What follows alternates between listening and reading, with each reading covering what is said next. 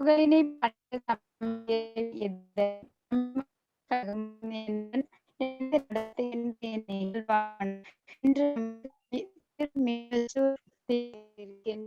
சென்னையை சார்ந்த பேராசிரியர். இவங்க வந்து பியூனரிஸ் கல்லூரியில வேலை பார்க்கிறாங்க.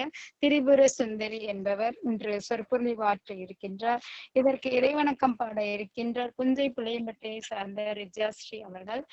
இதற்கு அறிமுக உரையாற்ற இருக்கின்றார் ஆஸ்திரேலியாவை சார்ந்த அன்பு ஜெயா அவர்கள். இதுல அடியார்களாக இணைந்திருக்கின்ற அனைவருக்கும் பெருத்தாள்களையும் பணிந்து இந்த நிகழ்வை இனிதாக தொடங்க இருக்கின்றோம். ரிஜா இப்பொழுது இறைவணக்கம் பாடுவார்கள்.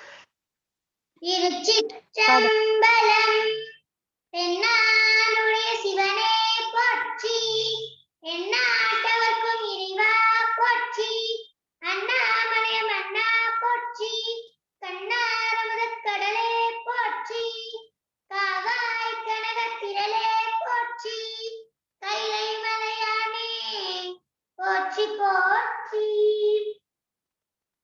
முதலில் பஞ்சபுராணம், முதலில் தேவாரம். தோற்றினானே இரு கல்வி தொழிலுடைய ரத்தன் தன்னை தேற்றுவான் சென்று சொல்ல சிக்கன தகுதிரும் என்றே வீற்றினை உடையனாகி வெடுவெடுத்தெழுந்த வன்றான் ஆற்றலை அளிக்க வல்லார் அவள் இவர் நல்லூரானே. இரண்டாவது திருவாசகம். வேண்டத்தக்கத அறிவோய் நீ வேண்ட மூலனும் தரவோய் நீ வேண்டுமயன்மாக்கு அறியோய் நீ வேண்டி என்னை பணி கொண்டாய் வேண்ட நீயாதே அருள் செய்தாய் யானும் அதுவே வேண்டி நல்லார் வேண்டும் பரிசு ஒன்றும் உண்டே என்னில் அதுவும் உந்தன் விருப்பன்றே. மூன்றாவது திருவிசைப்பா.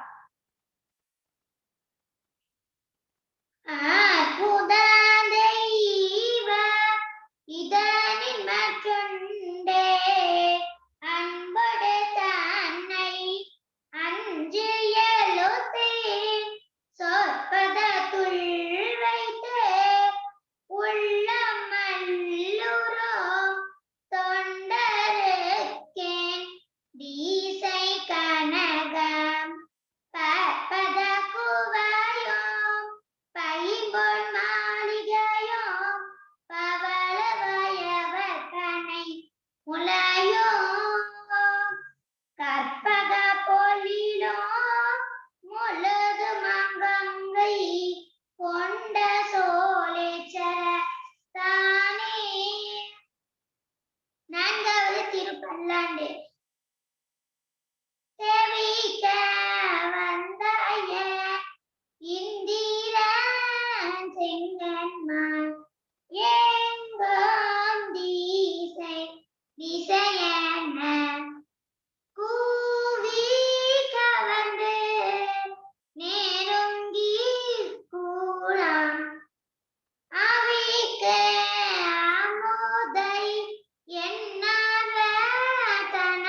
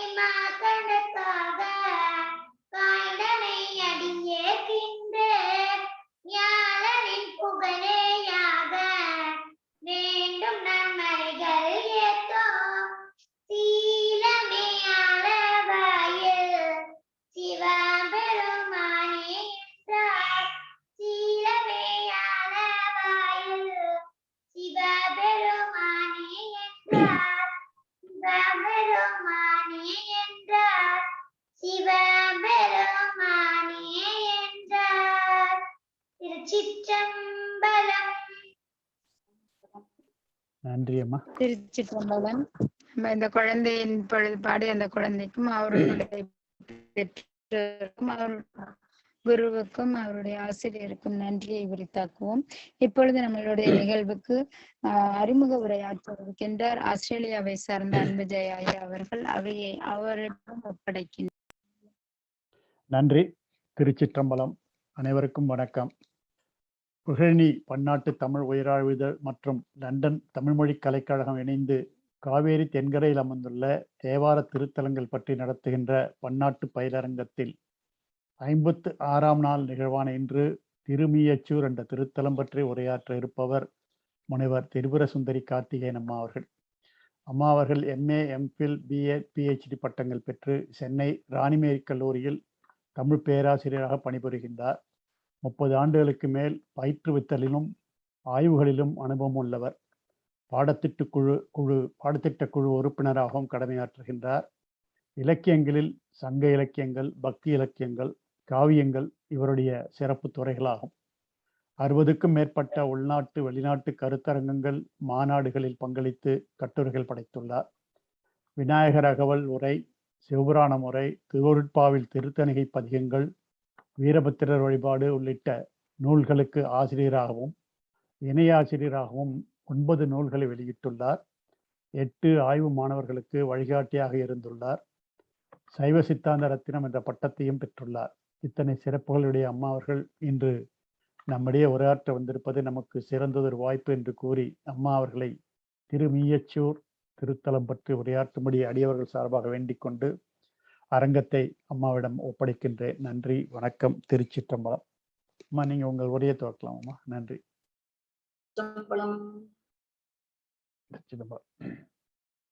என்னை ஈன்ற தாய்க்கும் தந்தைக்கும்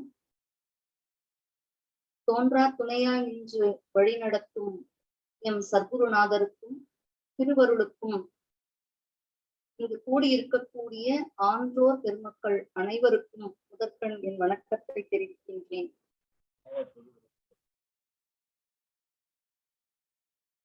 இன்று நாம் காண இருக்கின்ற திருத்தலம் மிக அற்புதமான ஒரு திருத்தலம். திருமியச்சூர் என்ற திருத்தலம் சோழ நாட்டிலே காவிரியின் தென்கரையில் இருக்கக்கூடிய திருத்தலங்களில் ஒன்று இந்த திருமியச்சூர் என்ற திருத்தலம். இங்கு இறைவன் லலிதாம்பிகை சமேத ஸ்ரீ மேகநாத சுவாமியாக அருட்காட்சி வழங்கிக் கொண்டிருக்கின்றார். இந்த திருக்கோயிலானது தமிழ்நாட்டில் திருவாரூர் மாவட்டத்தில் நன்னிலம் வட்டத்தில் அமைந்துள்ளது. மயிலாடுதுறை திருவாரூர் மார்க்கத்தில் மயிலாடுதுறையிலிருந்து சுமார் 20 கிலோமீட்டர் தொலைவில் உள்ள பேரளம் என்ற ஊரிலிருந்து மேற்கே 2 கிலோமீட்டர் தொலைவில் உள்ளது. திருவாரூரிலிருந்து 22 கிலோமீட்டர் தொலைவிலும் காரைக்காலில் இருந்து சுமார் 20 கிலோமீட்டர் தொலைவிலும் அமைந்துள்ளது. கும்பகோணத்தில் இருந்து காரைக்கால் செல்லுகின்ற பாதையில் இந்த திருத்தலம் காணப்படுகின்றது. இந்த திருக்கோயில்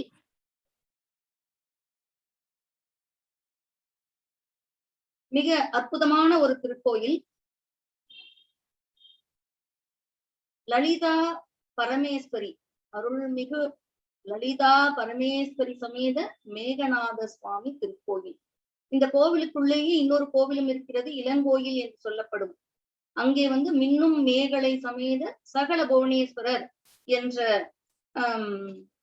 திருக்கோயிலும் இதற்குள் அமைந்திருக்கின்றது.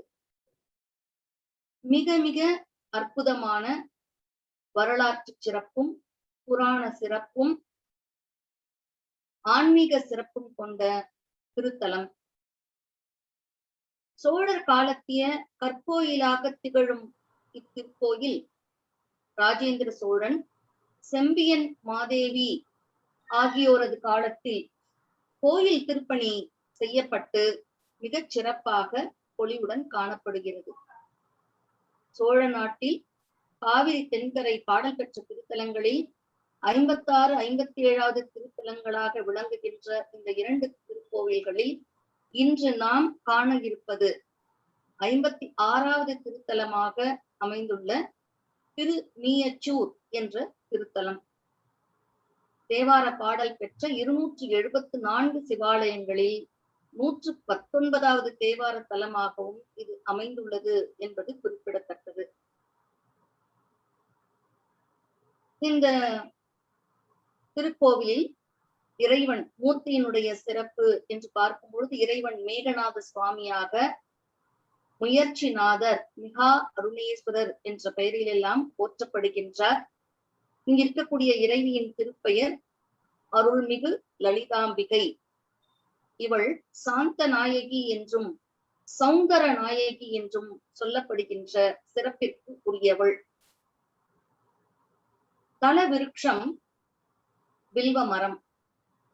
தீர்த்தம் சூரிய புஷ்கரணி தீர்த்தம்.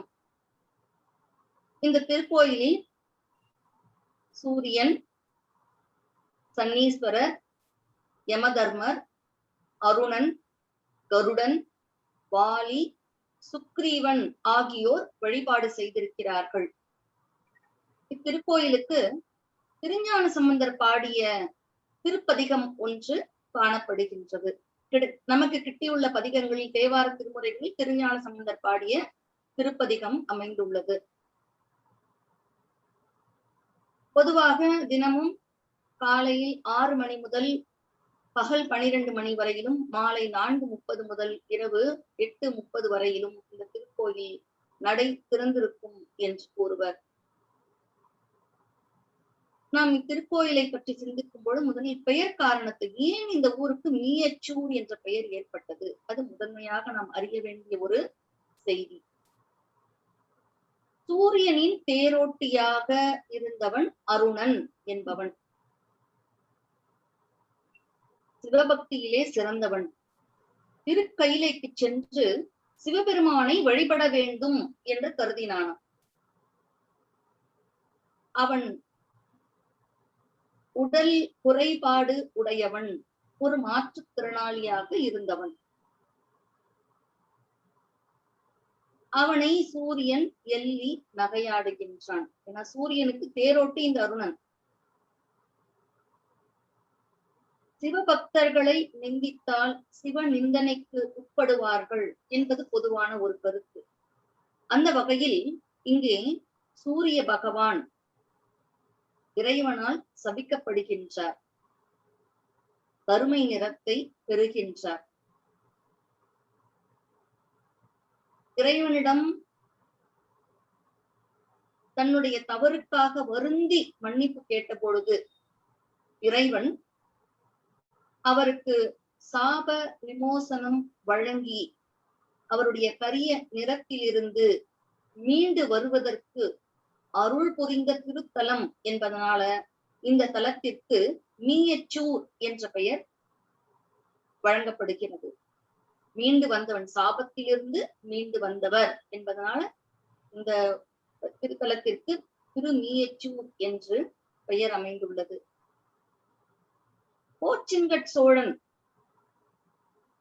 யானை ஏற முடியாத வகையில் 70 மாடக் கோயில்களை கட்டிய சிறப்பிற்குரியவன். அந்த மாடக் கோயில்களில் ஒன்றாக திகழ்வது இந்த திருமீயச்சூர் திருக்கோயில். நம்ம திருக்கோவிலின் அமைப்பை முதலில் சிந்திப்போம். திருக்கோவிலுக்குள், அதாவது திருமீயச்சூர் சாலையில் செல்லும் பொழுதே 2 புறமும் கண்களுக்கு குளிர்ச்சியாக பச்சை பசேல் என்று வயல்வெளிகள், ஆங்காங்கே அடர்ந்து காணப்படுகின்ற தென்னை மரங்கள், அவற்றிற்கிடையிலே நாம் இறைவனுடைய திருக்கோபுர தரிசனத்தை கண்டு வணங்க இயலும். இயற்கையோடு இணைந்த அற்புதமான ஒரு தெய்வீக தரிசனம். இந்த திருக்கோயிலின் ராஜகோபுரம் 5 நிலைகளுடன் 7 கலசங்களுடன் காணப்படுகின்றது. மிக கம்பீரமாக காணப்படுகின்றது.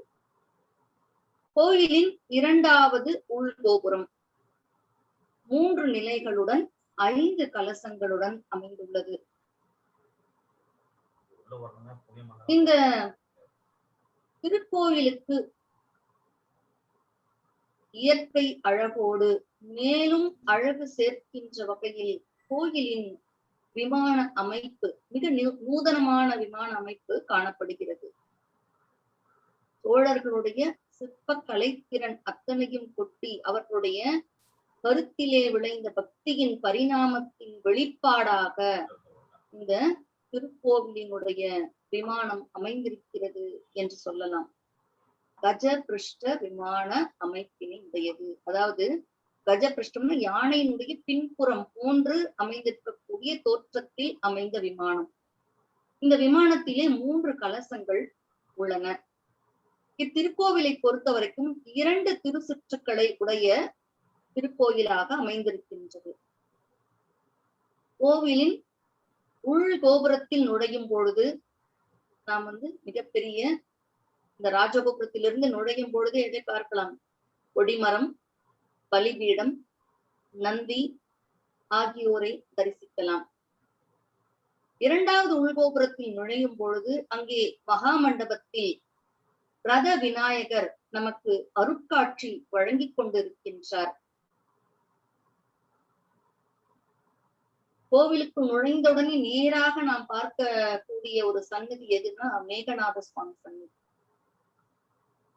ஏன் இந்த திருக்கோவிலுக்கு இருக்கக்கூடிய இறைவனுக்கு மேகநாதன் என்ற பெயர் ஏற்பட்டது? மிகவும் முக்கியமான ஒரு செய்தி.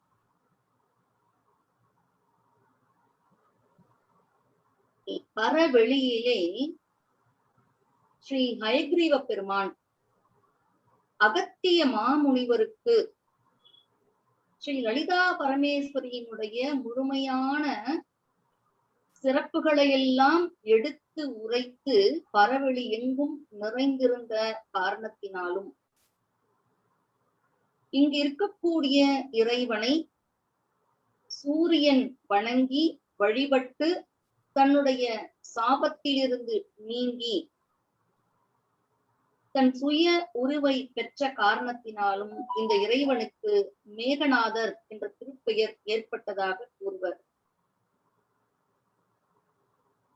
இங்கு மூலவராக இருக்கக்கூடிய இந்த மேகநாதர் சுயம்பு லிங்கமாக கிழக்கு நோக்கி அருட்காட்சி வழங்கிக் கொண்டிருக்கின்றார்.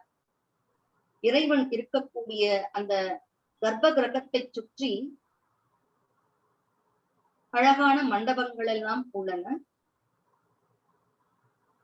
துவாரபாலர்கள், கர்ப்ப கிரகத்துக்கு வெளியே நுழைவாயிலே துவாரபாலகர்கள் மிக அற்புதமாக அருட்காட்சி வழங்குகின்றார்கள். பொதுவாக நாம் திருக்கோவிலுக்குள் நுழையும் பொழுது நேரடியாக என்ன செய்யக்கூடாது? இறைவனை போய் தரிசிக்க கூடாது. இந்த திருச்சுற்றில் இருக்கக்கூடிய தெய்வங்களையும் அதற்கு முன்பாக கொடிமரத்திற்கு அருகில் இருக்கக்கூடிய கொடிமரத்தை தரிசித்து நந்திகேஸ்வரரை தரிசித்து கருவறைக்குள் நுழைவதற்கு முன்பாக அங்கு இருக்கக்கூடிய துவாரபாலகர்களிடம் தரிசனம் செய்து அவர்களிடமெல்லாம் அனுமதி பெற்று திருச்சுற்று தெய்வங்களை எல்லாம் வணங்கி அதன் பிறகுதான் உள்ளே நுழைய வேண்டும் என்பது பொதுவான ஒரு நியதி.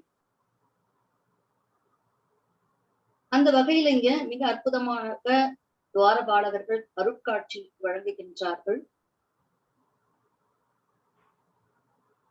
உட்பிரகாரத்தில் அந்த உள்ளே இருக்கக்கூடிய அந்த திருச்சுற்றிலே தென் பகுதியிலே நாகர்களும் சேக்கிழார் பெருமான், திரு ஞான சம்பந்தர், திருநாவுக்கரசர், சுந்தரர், மாணிக்க வாசகர் ஆகிய 4வருடைய திருவடிவங்களும் சப்த மாதர்கள் பூஜித்த லிங்கங்களும் அக்கினி, யமன், இந்திரன் பூஜித்த லிங்கங்களும் உள்ளன.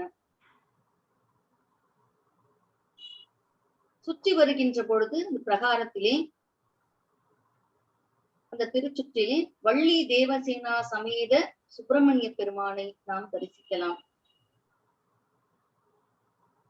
உட்சுற்றிலிருந்து வெளியே வந்தால் வெளித்திருச்சுற்றிலே தெற்கு நோக்கிய நிலையிலே லலிதாம்பிகையினுடைய திருக்கோவில், அது தனி கோயிலாகவே காணப்படுகிறது. திருக்கோவிலை தரிசிக்கலாம்.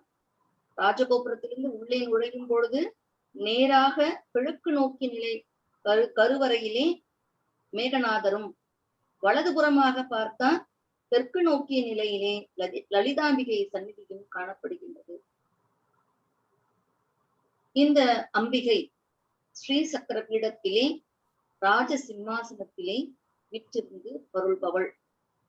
அபய வரத ஹஸ்த முத்திரையுடன் வலது காலை மடித்து இடது காலை தொங்கவிட்டு அருளாட்சி செய்கின்றாள். வலது காலை மடித்த அம்பிகையை காண்பது என்பது மிகவும் அரிது.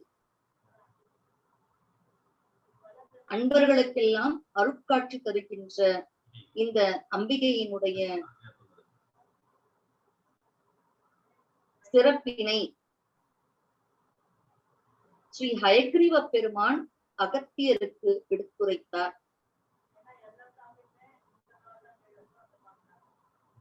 அம்பிகை பிரம்மலோகத்துக்கும் அப்பாற்பட்ட, பிரம்மலோகம் சத்தியலோகம்னு சொன்னோம், அந்த சத்தியலோகத்திற்கும் அப்பாற்பட்ட இருக்கக்கூடிய மிகப்பெரிய ஒரு அற்புதமான ஒரு அனைத்து உலகங்களுக்கும் மேலாக இருக்கக்கூடிய ஒரு உலகம்.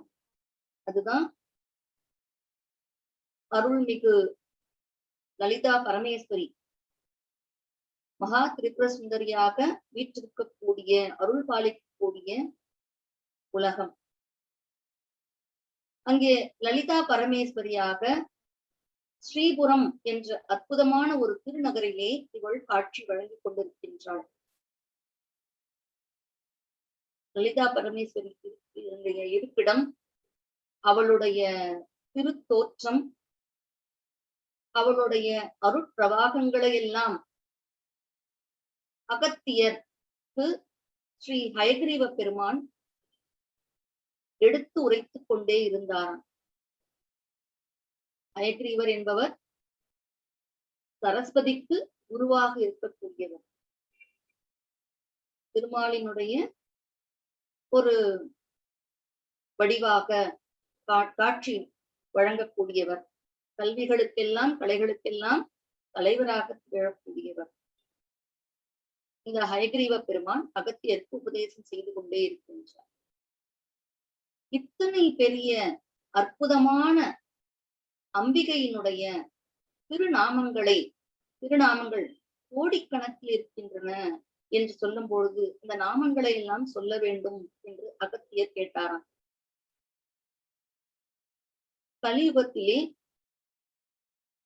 இருக்கக்கூடிய மக்களுக்கு யாரெல்லாம் கேட்கிறார்களோ அவர்களுக்கு தான் என்ன செய்யணும், இதை சொல்ல வேண்டும் என்று ஒரு இறை நியதி உண்டு.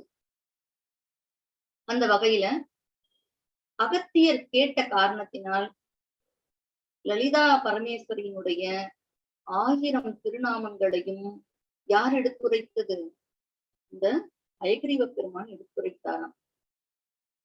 ஹயக்ரீவ பெருமான் எடுத்து உரைத்த அந்த மாத்திரத்திலேயே அந்த 1000 திருநாமங்களும் பரவெளி எங்கும் நிறைந்து காணப்படுகிறது.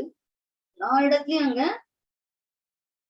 அம்பிகையினுடைய அருட்பிரவாகம் நிறைந்து இருப்பதை அகத்தியர் உணர்கின்றார். அந்த திருநாமங்களை முழுக்க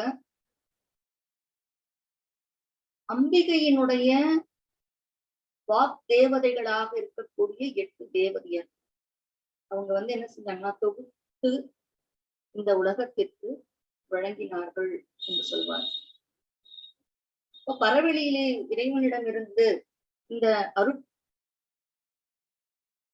கல்வியை கற்றிய அகத்திய பெருமான் எப்படியாவது இந்த லலிதா பரமேஸ்வரியினுடைய பரிபூர்ணமான திருக்காட்சியை காண வேண்டும் என்று நினைக்கின்றார். அப்பொழுது எங்கு சென்று வழிபட்டால் இந்த அம்பிகையை அருட்பிரவாகத்தை காண முடியும் என்று சொல்லும் பொழுது இந்த திருமீயச்சூர் என்ற திருத்தலத்திலே அவளுடைய பரிபூர்ணமான திருவருளை உணர முடியும் என்று எடுத்துரைத்தாராம். உடனே அகத்திய பெருமான் தன் பத்தினியாகிய லோபாமுத்ரா தேவியோடு சென்று அந்த திருத்தலத்திலே வணங்கி வழிபட அம்பிகை நவரத்தினங்களாக அவர்களுக்கு அருட்காட்சி வழங்கினாளாம். அப்பொழுது அம்பிகையினுடைய அந்த அருளை வியந்து அகத்திய பெருமான் பாடிய அருட்பாடல்தான் அருள்மிகு லலிதா நவரத்ன மாலை என்பது. யார் ஒருவர் இந்த லலிதா சகஸ்ர நாமத்தையும் லலிதா நவரத்ன மாலையையும் அனுதினமும் படிக்கிறார்களோ அவர்களுக்கு அம்பிகையின் பரிபூரணமான அருள் கிடைக்கும். அது நிச்சயமாக கிடைக்கக்கூடிய ஒன்று. அதை படிப்பவர்கள் தங்களுடைய அனுபவத்திலே உணரலாம். அந்த வகையிலே இவரை தினமும் வழிபடுகின்ற ஒரு பக்தை, அந்த பக்தையின் கனவிலே தோன்றி தன்னுடைய திருவடிகளுக்கு கொலுசு வேண்டும் என்று அம்பிகை கேட்டாளாம். அந்த நேரத்தில் தன்னுடைய கனவிலே தோன்றிய அந்த அம்பிகைக்கு எப்படியாவது இந்த கொலுசு அணிவிக்க வேண்டும் என்று நினைத்து யார் வருவது? இந்த பெண்மணி வருகின்றாள். கோவிலில் இருப்பவர்கள் அப்படியெல்லாம் அணிவிக்க இயலாது என்று சொல்லும் பொழுது, இல்லை அம்பிகை சொன்னாள்னு சொல்லும் பொழுது, இந்த பெண்மணி வற்புறுத்தி கேட்டதற்கு ஏற்ப அம்பிகையினுடைய திருவடிகளை தூய்மைப்படுத்துகிறார்கள். ஏன்னா அபிஷேகம் தினமும் திருமஞ்சனம் நடைபெறுகின்ற திருக்கோவில் இல்லையா, அந்த திருமஞ்சன பொருட்கள் அத்தனையும் அம்பிகையின் திருவடிகளில் பதிந்து பதிந்து அந்த திருவடிகளில் இருந்த அந்த துவாரத்தை அடைத்திருந்தது. அதை கண்டுபிடிக்கின்றனர். அனைவரும் அதிசயித்து போயினர். அதன் பிறகு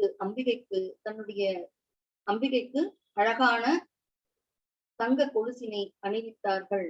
இது அண்மையில் நடைபெற்ற ஒரு அற்புதமான ஒரு நிகழ்வு என்று பார்க்கின்றோம். கிட்டத்தட்ட ஒரு 30 ஆண்டுகளுக்கு முன்பு நடைபெற்ற ஒரு நிகழ்வு என்றே சொல்லலாம்.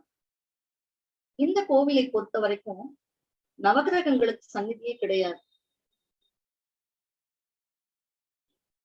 சூரியன் ஒவ்வொரு அதாவது நவகிரகங்கள் அப்படின்ற அந்த 9 கோள்களினுடைய தோற்றம் முதல்ல எப்படி வந்தது அப்படின்னு பார்க்கும் பொழுது, ஆதி காலத்துல செவ்வாய், புதன், வியாழன், வெள்ளி, சனி இந்த கோள்கள் மட்டும்தான் இருந்தன. சூரியனும் சந்திரனும் எங்க இல்ல, நவகிரகங்கள்ல இல்ல. இவர்கள் எல்லாம் தெய்வ நிலையிலே, உயர்ந்த நிலையிலே, சூரிய பகவான் என்று போற்றப்படுகின்ற ஒரு நிலையிலே இருந்தவர். சூரியன் அதாவது சூரியன் மொத்தம் 12 சூரியர்கள் இருப்பதாக சொல்வார். அந்த சூரிய லோகத்தில் இருக்கக்கூடிய அந்த சூரிய பகவான் இங்கு இருக்கக்கூடிய மேகநாத பெருமானை வணங்கி ஒரு மாதத்திற்கு ஒரு திருப்பெயரை பெற்று 12 மாதங்களுக்கும் 12 சூரியர்களாக இந்த உலகத்திலே பவனி அருளாட்சி செய்வதாக நம்முடைய சத்குருநாதர் அருளியுள்ளார். இந்த சூரிய பகவான் தன்னுடைய சாபத்தை இருந்து இறைவனிடமிருந்து சாப விமோசனம் பெற்ற பிறகு தன்னுடைய ஒரு கூரை நவகிரகங்களில் ஒன்றாக இருக்கக்கூடிய ஒரு வாய்ப்பினை, ஒரு அருளினை இறைவனால் வழங்கப்பட்டு பெற்றவர் சூரியன் என்று பார்க்கின்றோம். இங்க இருக்கக்கூடிய சூரியன் வேறு, சூரிய பகவான் வேறு. நம்ம சொல்லுவோம் இல்லையா, தட்சிணாமூர்த்தி வேறு, குரு பகவான் வேறு என்று சொல்லுவோம். இந்த மாதிரி இங்க சூரியன் என்பவன் மிக அற்புதமான ஒரு உயர்ந்த ஒரு தெய்வ நிலையிலே இருக்கக்கூடியவர். அங்கே இருந்து இங்க இறைவனை வழிபாடு செய்து இங்கிருந்து இறைவனிடமிருந்து தன்னுடைய அருட்கதிர்களை அந்தந்த மாதத்திற்கேற்ப சூரியனுடைய உதயமும் இருக்கும், அந்தந்த மாதத்திற்கேற்ப சூரியனுடைய வெப்பநிலையும் மாறுபடும். இறைவன் வழங்குகின்ற அந்த அருட்கதிர்களைத்தான் 12 பெயர்களில் 12 மாதங்களில் சூரியன் என்ன செய்கின்றான், இந்த உலகை வளம் வருவதற்கு பயன்படுத்துகின்றான் என்பதை பார்க்கின்றோம். இந்த நிகழ்வுக்கு பிறகு, இந்த சாப விமோசன நிகழ்வுக்கு பிறகுதான் நவகிரகங்களில் ஒருவராக இருக்கக்கூடிய, தன்னுடைய சக்திகளில் ஒன்றை நவகிரகங்களில் ஒன்றாக இருக்கக்கூடிய ஒரு அருள் வரத்தை பெற்றார் என்பதை பார்க்கின்றோம். இங்க பொதுவா நவகிரகங்களுக்கு சன்னதியே கிடையாது. ஆனா அதற்கு பதிலாக 12 ராசி இருக்கு இல்லையா, ஒவ்வொரு ராசிக்கும் உரிய நாகர்களை இங்கே பிரதிஷ்டை செய்துள்ளனர். 12 நாகர்கள் இருக்கிறார்கள். இந்த நாகர்களை வழிபட்டால் சகல வகையான தோஷங்களும் நீங்கிவிடும் என்பது இங்க இருக்கக்கூடிய மக்களினுடைய பரிபூர்ணமான நம்பிக்கை. இங்கே சப்த மாதர்களும் இறைவனை வணங்கி வழிபட்டு அருள் பெற்றிருக்கின்றனர் என்பதை உணர்த்துகின்ற வகையிலே சப்த மாதர்கள் பூஜித்த லிங்கங்கள் காணப்படுகின்றன. சப்த மாதர்கள் மட்டும் இல்லாம 5 பூதங்களுக்கும் அதிபதியாக இருக்கக்கூடிய அத்தனை பேரும் இங்கே வந்து இறைவனை வழிபாடு செய்திருக்கிறார்கள். அக்கினி, யமன், இந்திரன், சூரியன் உள்ளிட்ட அனைவரும் பூஜித்த லிங்கங்களை நாம் இத்திருக்கோவிலே காண முடிகிறது. கோவிலுக்கு உள்ளே திருச்சுற்றிலே விஸ்வநாதர் சந்நிதி உள்ளது. காசி விஸ்வநாதர் சந்நிதி எங்கெங்கெல்லாம் இருக்கிறதோ அங்கெல்லாம் வந்து என்ன, வறட்சி என்பதே இருக்காது. எப்பொழுதும் நீர் வளம் இருந்து கொண்டே இருக்கும். அந்த திருக்குளத்து நீர் மட்டும் எப்பவும் வற்றாது. அந்த அளவுக்கு அற்புதமான ஒரு நீரோட்டத்தை, கங்கை என்ற நீரோட்டத்தை உடையதாகவே அந்த விஸ்வநாதர் சந்நிதி இருக்கும் என்பது சத்குருநாதருடைய அருள்மொழி. கருவறையினுடைய மேகநாத சுவாமி இருக்கக்கூடிய அந்த கருவறையினுடைய திருக்கோட்டத்தில் திருச்சுற்றிலே நர்த்தன கணபதி அருட்காட்சி வழங்குகின்றார். கஷேத்திர புராணேஸ்வரர் ரொம்ப முக்கியமான ஒரு அற்புதமான ஒரு திருவடிவம். இந்த கஷேத்திர புராணேஸ்வரரை நாம் பார்க்கும்பொழுது இந்த வடிவத்தை வேற எந்த திருக்கோவில்களையும் நம்ம பார்க்கவே முடியாது. காரணம் என்னன்னா, இந்த தலத்திற்கே உரிய அரிய ஒரு வடிவம். தல வரலாறோடு தொடர்புடைய ஒரு அற்புதமான வடிவம். நான் ஏற்கனவே சொல்லியிருந்தேன் இல்லையா, சூரியன் சாபம் பெற்றான். சாபம் பெற்ற சூரியனிடம் இங்கே வந்து இந்த திருக்கோவிலே வழிபாடு செய்தால் அவனுக்கு சாப விமோசனம் கிடைக்கும் என்று இறைவன் அருளியிருந்தார். சாப விமோசனம் கிடைக்கவில்லையே என்ற ஆதங்கத்திலே சூரியன் என்ன செய்தானா, இறைவனை கோலமிட்டு அழைத்தானாம். அந்த நேரத்திலே இறைவனும் இறைவியும் ஏகாந்தத்தில் இருந்தார்கள். இறைவிக்கு கோபம் வருகிறது. இந்த சூரியனை சபிக்க நினைக்கின்றாள். அப்பொழுது இறைவன் அவளை சாந்தப்படுத்தி, என்னுடைய கோபத்தை சாந்தப்படுத்தியவள் நீ, அந்த சாப விமோசனம் அவனுக்கு கிடைக்க வேண்டும் என்று விரும்பியவள் நீ, அப்படி இருக்கும் பொழுது நீயே சபிக்கலாமா என்று கேட்டார். உடனே இந்த அம்பிகை சாந்த ஸ்வரூபிணியாக மாறினாள். இந்த கஷேத்திர புராணேஸ்வரர் அந்த திருவடிவத்தை பார்த்தீங்கன்னா, அம்பிகையின் கோபத்தை அமைதிப்படுத்துகின்ற ஐயனுடைய திருவடிவமும் அம்பிகையின் திருவடிவத்தையும் பார்க்கலாம். ஒரு புறம் நின்று பார்த்தால் அம்பிகை கோபமாக இருப்பது போல தோன்றும். இன்னொரு புறம் பார்த்தா அம்பிகை மிகவும் சாந்த சொரூபிணியாக இருப்பதை போன்று நாம் அம்பிகையை தரிசிக்க முடியும். இங்க இருக்கக்கூடிய தட்சிணாமூர்த்தி மிக அற்புதமான ஒரு அருள் வடிவம். இவருக்கு 2 புறமும் சனகாதி முனிவர் 4வருடைய ஒரு பக்கத்துக்கு 2 பேர் வீதம் 4 பேரும் 2 புறமும் தனித்தனியாக அமர்ந்து இறைவனை வணங்கிய திருக்கோலத்திலே நாம் இந்த தட்சிணாமூர்த்தியை தரிசனம் செய்ய இயலும். அது மட்டும் இல்ல, இங்க இருக்கக்கூடிய தட்சிணாமூர்த்தி இந்த கல்லால மரத்தின் கீழ் அமர்ந்து மிக அற்புதமாக அருட்காட்சி செய்கின்ற அந்த காட்சி, அந்த மரத்தினுடைய அந்த சிறப்பு, அவருடைய சடாமுடியினுடைய சிறப்பு, அவர் அமர்ந்த கோலத்தினுடைய சிறப்பு, இது வேறு எந்த திருத்தலத்திலும் நாம் பார்க்கவே முடியாது. அவ்வளவு அற்புதமான ஒரு திருக்கோலம். திருக்கோட்டத்திலே இருக்கக்கூடிய இன்னொரு அற்புதமான இறை வடிவம் லிங்கோத்பவர். அடிமுடி காணுகின்ற அந்த அருள் வரலாறு நடைபெற்ற பிறகு ஒவ்வொரு சிவபெருமானுடைய திருக்கோவிலும் அற்புதமாக லிங்கோத்பவரை நாம் தரிசிக்கலாம். அதற்கு முன்பு இருக்கக்கூடிய திருத்தலங்கள் அப்படின்னு பார்க்கும் பொழுது அங்கெல்லாம் மகாவிஷ்ணு கோட்ட மூர்த்தியாக அருட்காட்சி வழங்குவார். இங்க இருக்கக்கூடிய லிங்கோத்பவருக்கு இருக்கக்கூடிய தனி சிறப்பு என்னன்னா, ஒரு புறம் திருமாலும் இன்னொரு புறம் பிரம்மனும் இவரை வணங்கிய நிலையிலே இருப்பது போன்று இந்த லிங்கோத்பவர் காட்சி வழங்குகின்றார். திருக்கோட்டத்திலே பிரம்மா, சந்திரசேகரர், துர்க்கை, ரிஷபாரூடர் ஆகியோர் அருட்காட்சி வழங்குகின்றனர். இங்க இருக்கக்கூடிய துர்க்கை மிக மிக அற்புதமான வேற எந்த ஒரு தளத்திலையும் நம்ம பார்க்க முடியாத துர்க்கை. காரணம் என்னன்னா, பொதுவாக நம்ம மீனாட்சியின் திருக்கரங்களில் கிளியினுடைய வடிவத்தை பார்க்க முடியும். மற்ற திருக்கோவில்களில் அம்பிகையினுடைய திருக்கரத்துல அந்த கிளி போன்ற ஒரு அமைப்பினை அலங்காரத்திற்காக வைப்பார்கள். ஆனா இங்க உண்மையிலேயே இந்த துர்க்கையின் திருக்கரங்களில் கிளியை நாம் தரிசிக்க முடியும். இந்த கிளிக்கும் தனியா ஒரு சிறப்பு உண்டு. என்ன அப்படின்னு பாத்தீங்கன்னா, இந்த திருக்கோவிலுக்கு வரக்கூடிய அன்பர்கள், இறை அடியவர்கள் எத்தனையோ விதமான பிரார்த்தனைகளோடு, வேண்டுதல்களோடு அம்பிகையை வழிபட வருவார்கள்.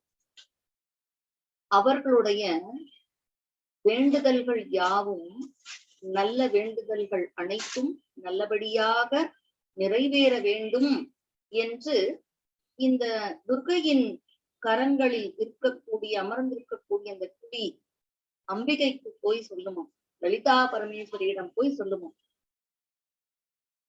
தினமும் அந்த கொடிமரத்திற்கு அருகிலே செல்வதும், லலிதா பரமேஸ்வரியை கண்டு வணங்கி அந்த அடியவர்களினுடைய நியாயமான வேண்டுதல்கள் நிறைவேற வேண்டும் என்று பிரார்த்திப்பதையும் தன்னுடைய ஒரு இயல்பாக இந்த கிளி கொண்டிருக்கிறது, ஒரு வழக்கமாக கொண்டிருக்கிறது என்ற அந்த செய்தியை நாம் பார்க்கின்றோம்.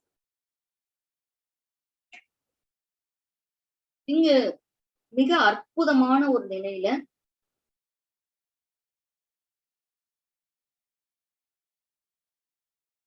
இந்த துர்க்கையினுடைய சந்நிதியை நம்மால் தரிசிக்க முடிகிறது.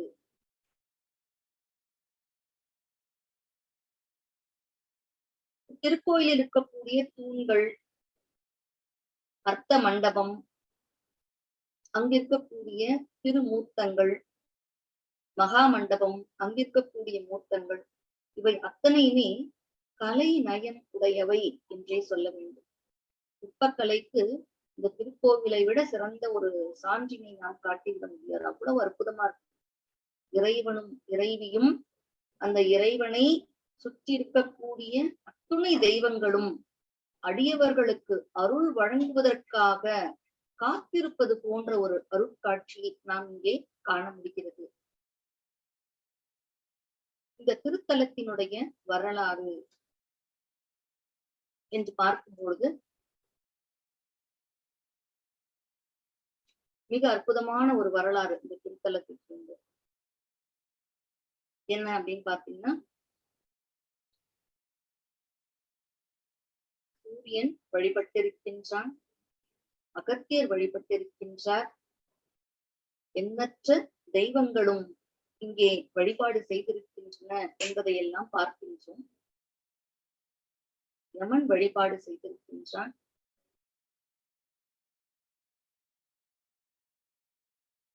சூரியனுடைய புத்திரர்களாகிய யமனும் சனீஸ்வரனும் இந்த திருத்தலத்திலே தோன்றியவர்களாக கருதப்படுபவர்கள்.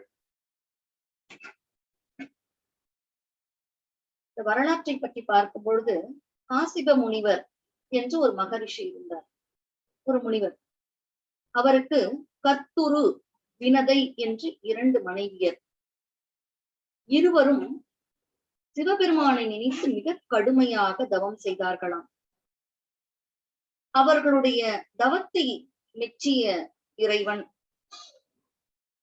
இவர்களுக்கு முன் தோன்றி அவர்கள் வேண்டும் வரம் யாது என்று வினவினார். இருவரும் சத்புத்திர பேறு வாய்க்க வேண்டும் என்று இறைவனிடம் வேண்டினர்.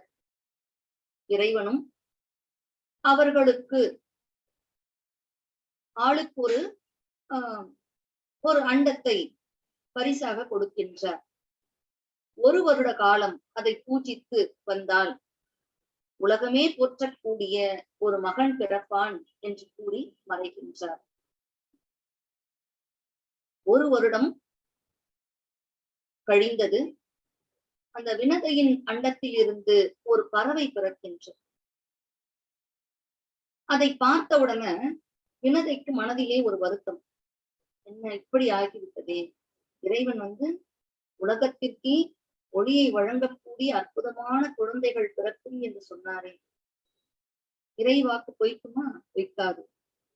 இறைவனிடம் சென்று முறையிடுகின்றாள். முக்கண்ணனாகிய எம்பெருமான் அவன் நான் கூறியது போலவே இந்த உலகம் முழுவதும் போற்றி புகழப்படுபவனாக இருப்பான். மகாவிஷ்ணுவுக்கு வாகனமாக கருடன் என்ற பெயருடன் இந்த உலகத்தாரால் வழிபடக்கூடிய அருள்நிலையை பெறுவான் என்று அருளினார். வினதைக்கு குழந்தை பிறந்து விட்டது. கர்த்துரு அவளுக்கு இன்னும் குழந்தை பிறக்கல. அவளுக்கு பிறந்து விட்டதே, நமக்கு குழந்தை பிறக்கவே இல்லையே அப்படின்னு நினைக்கிறாளாம். உடனே என்ன செய்யறா, வேகமா அந்த அண்டத்தை பிரிக்கின்றாள். அப்போ அந்த அண்டத்தில் இருந்து முழுமையான வளர்ச்சி அடையாத, அதாவது தலையிலிருந்து இடுப்பு வரை மட்டுமே வளர்ந்திருக்கக்கூடிய ஒரு குழந்தை பிறக்கிறது. தான் செய்தது தவறு என்று உணர்கின்றாள். ஏன்னா முழுமையான வளர்ச்சி இவோடு அந்த குழந்தை பிறந்திருந்தா மிக அற்புதமாக இருந்தது.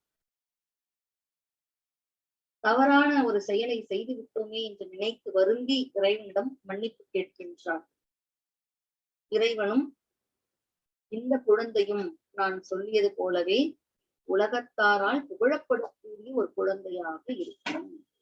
என்ன, சூரியனுக்கு சாரதியாக விளங்கி புகழ் பெறுவான் என்று சொல்லுகின்றான். அந்த குழந்தைக்கு பெயர்தான் அருணன் என்பது. அங்கஹீனனாக பிறந்த அருணன் தான் சூரியனுக்கு சாரதியாக இருக்கக்கூடியவன். இந்த அருணன் சிவபெருமானின் அருளால் பிறந்தவன் என்பதனாலும் அவனுடைய அருளை பிறக்கும் பொழுதே பெற்றவன் என்ற காரணத்தினாலும் சிவ வழிபாட்டிலே மிக உறுதியான பற்று உடையவன். பொதுவாக எல்லா உயிர்களுக்குமே இறைவனை திருக்கையிலையில் சென்று தரிசிக்க வேண்டும் என்று ஒரு விருப்பம் இருக்கு. அதே விருப்பம் இந்த அருணனுக்கும் இருந்தது. சூரியனிடம் சென்று அனுமதி வேண்டுகின்றான். சூரியன் என்ன செய்தான், பரிகாசம் செய்து, நீ எல்லாம் எப்படி அங்கே சென்று பார்க்க முடியும், உன்னால் முடியுமா என்று சொல்லும் பொழுது இவன் இறைவனை, இந்த அருணன் இறைவனை விட்டு கடுமையாக தவம் இருக்கின்றான். இறை வழிபாடுகளை செய்கின்றான். அந்த தவத்தையும் வழிபாட்டையும் சூரியன் பல வகையிலும் கெடுத்ததாகவும், சூரியன் எத்தனை இன்னல்களை கொடுத்தாலும் மனம் தளராமல் அவன் தீவிரமாக இறைவனை குறித்து தவம் இருந்ததாகவும் கூறுவர். கைலாசநாதர் அந்த அருணனுக்கு அருட்காட்சி கொடுத்தார், அருளும் புரிந்தார். ஆனா சூரியனிடம் என்ன சொல்லுகின்றார், ஒரு பக்தனுக்கு நீ தீங்கு செய்து விட்டாய், அதனால உன்னுடைய மேனி கார்மேக வண்ணமாக மாறட்டும்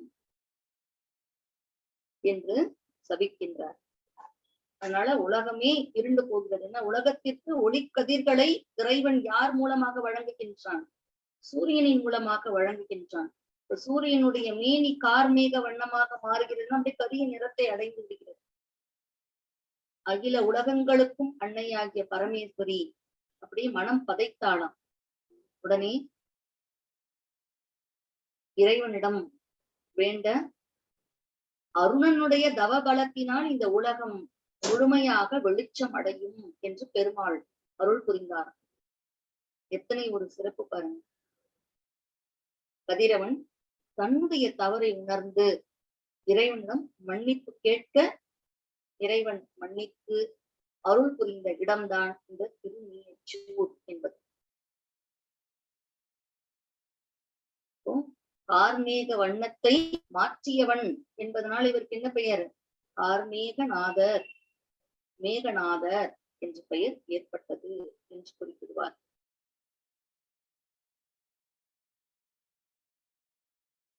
இந்த திருத்தலத்திலே இருக்கக்கூடிய அம்பிகை, இந்த அம்பிகை இங்கு வருவதற்கு முன்பாக, இந்த திருத்தலத்திற்கு வந்து அருளாட்சி புரிவதற்கு முன்பாக, பண்டாசுரன் என்ற ஒரு அரக்கன், அவன் வந்து தேவர்களுக்கும் முனிவர்களுக்கும் எல்லையற்ற தொல்லையை கொடுத்து வந்திருந்தவன். தேவர்களும் முனிவர்களும் அன்னையை வேண்டிய காரணத்தினால் இந்த பராசக்தியானவள் என்ன செய்தானா, அந்த அசுரனை வதம் செய்கின்றாள். ஒரு வேள்வி குண்டத்திலிருந்து ஸ்ரீ சக்கர ரதத்திலே லலிதாம்பிகை என்ற திருநாமத்துடன் தோன்றுகின்றாள். அம்பிகை உரைகின்ற இடம் இது ஸ்ரீ சக்கரம், மகாமேரு. இந்த மகாமேரு என்பது எங்க இருக்கு அப்படின்னு சொன்னீங்கன்னா, நம்ம இன்னைக்கு பார்க்கக்கூடிய அந்த ஆல்ப்ஸ் மலை இருக்கு இல்லையா, அதுக்கும் மேல உச்சியில இருக்கக்கூடியது. இந்த திருநீயச்சூர் திருத்தலத்திலிருந்து இந்த மகாமேருவை தரிசனம் செய்ய இயலும் என்பது சர்க்குருநாதனுடைய அருள்மொழி. இந்த மகாமேருவை நினைத்து நாம் வழிபாடு செய்ய வேண்டும். ஏன்னா இந்த ஸ்ரீ சக்கர ரதத்திலே தோன்றியவள் லலிதாம்பிகை என்ற திருநாமத்துடன் தோன்றியவள். லலிதாம்பிகை என்று சொன்னா மிகவும் மென்மையானவள் என்று ஒரு பொருள் உண்டு. அசுரனோடு போர் புரிந்து அவனை அழிக்கின்றாள்.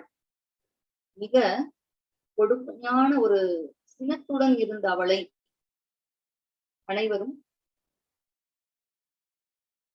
அமைதிப்படுத்த வேண்டும் என்று விரும்பி இறைவனிடம் முறையிட, இறைவன் அவளுடைய சினம் தணிவதற்காக இந்த திருத்தலத்திலே மனோன்மணி என்ற திருநாமத்துடன் ஸ்ரீபுர வாசினியாக இந்த திருத்தலத்தில் வந்து தவம் செய்ய வேண்டும் என்று பணித்ததாக ஒரு வரலாறு உண்டு.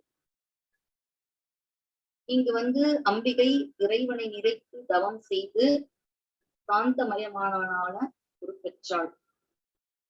அவளுடைய முகத்தில் இருந்துதான் வசின்யாதி வாக்தேவதைகள் தோன்றினார்கள். இந்த அருள் முகத்தில் இருந்து தோன்றியவர்கள் தான் யாரு? வசின்யாதி வாக்தேவதைகள் 8 பேர். அவர்களெல்லாம் இந்த லலிதா சகஸ்ரநாமத்தை மிக அற்புதமாக பாடி பரவசம் அடைந்தவர்கள் என்பதை பார்க்கின்றோம். இந்த திருத்தலத்திலே சூரிய வழிபாடு, சூரியன் வந்து வழிபாடு செய்தான் என்பதற்கு இன்றைக்கும் சான்று உண்டு. எப்படின்னு பார்த்தீங்கன்னா, சித்திரை மாதத்தில 21ஆம் தேதி முதல் 27ஆம் தேதி முடிய சூரிய கிரகங்கள் எல்லாம் சூரியன் உதயமாகின்ற அந்த நேரத்திலே கருவறையில் உள்ள அந்த மேகநாத சுவாமியினுடைய லிங்க திருமேனியின் மீது விழுந்து வழிபாடு செய்வதை இன்றளவும் பார்க்க இயலும். இன்றைக்கும் சித்திரை மாதம் இந்த 7 நாட்கள் 21ஆம் தேதியிலிருந்து 27ஆம் தேதி வரை இங்கே வந்து இறைவனை வழிபாடு செய்யலாம் என்பதை பார்க்கின்றோம். சூரியன் மட்டும்தான் வழிபாடு செய்திருக்கின்றானா? இல்ல, யமனும் வழிபாடு செய்திருக்கின்றான். அதாவது சதய நட்சத்திரத்திற்கு அதிபதியாக இருக்கக்கூடியவன் யாருன்னா யமதர்மன் என்பவர். இறைவனுடைய பரிபூர்ணமான அருளை பெற வேண்டும் என்று விரும்புகின்றார். அதனால என்ன செய்யணும், இறைவனை சங்கினால் அபிஷேகம் செய்ய வேண்டும் என்று விளைகின்றார். சங்குன்னு பாத்தீங்கன்னா வலம்புரி சங்கினுடைய இயல்பு என்னன்னா, பல ஆண்டுகளுக்கு ஒரு முறை கடலிலே ஒரு சங்கு தோன்றும், ஒரு வலம்புரி சங்கு. அப்படி தோன்றிய அந்த சங்கினை எடுத்து 1008 சங்குகளை, வலம்புரி சங்குகளை கொண்டு இந்த இறைவனுக்கு அபிஷேகம் செய்தான், திருமஞ்சனம் செய்கின்றான். யமலோகத்தில் இருக்கக்கூடிய அற்புதமான சக்தி வாய்ந்த ஒரு மூலிகை என்று பார்த்தா பிரண்டை என்பது. இங்க இருக்கக்கூடிய யமலோகத்தினுடைய ஸ்தல விருட்சம் எதுன்னா, விருட்சங்களில் ஒன்றாக இருப்பது எதுன்னா இந்த பிரண்டை என்பது. இந்த பிரண்டை கலந்த அன்னதானத்தை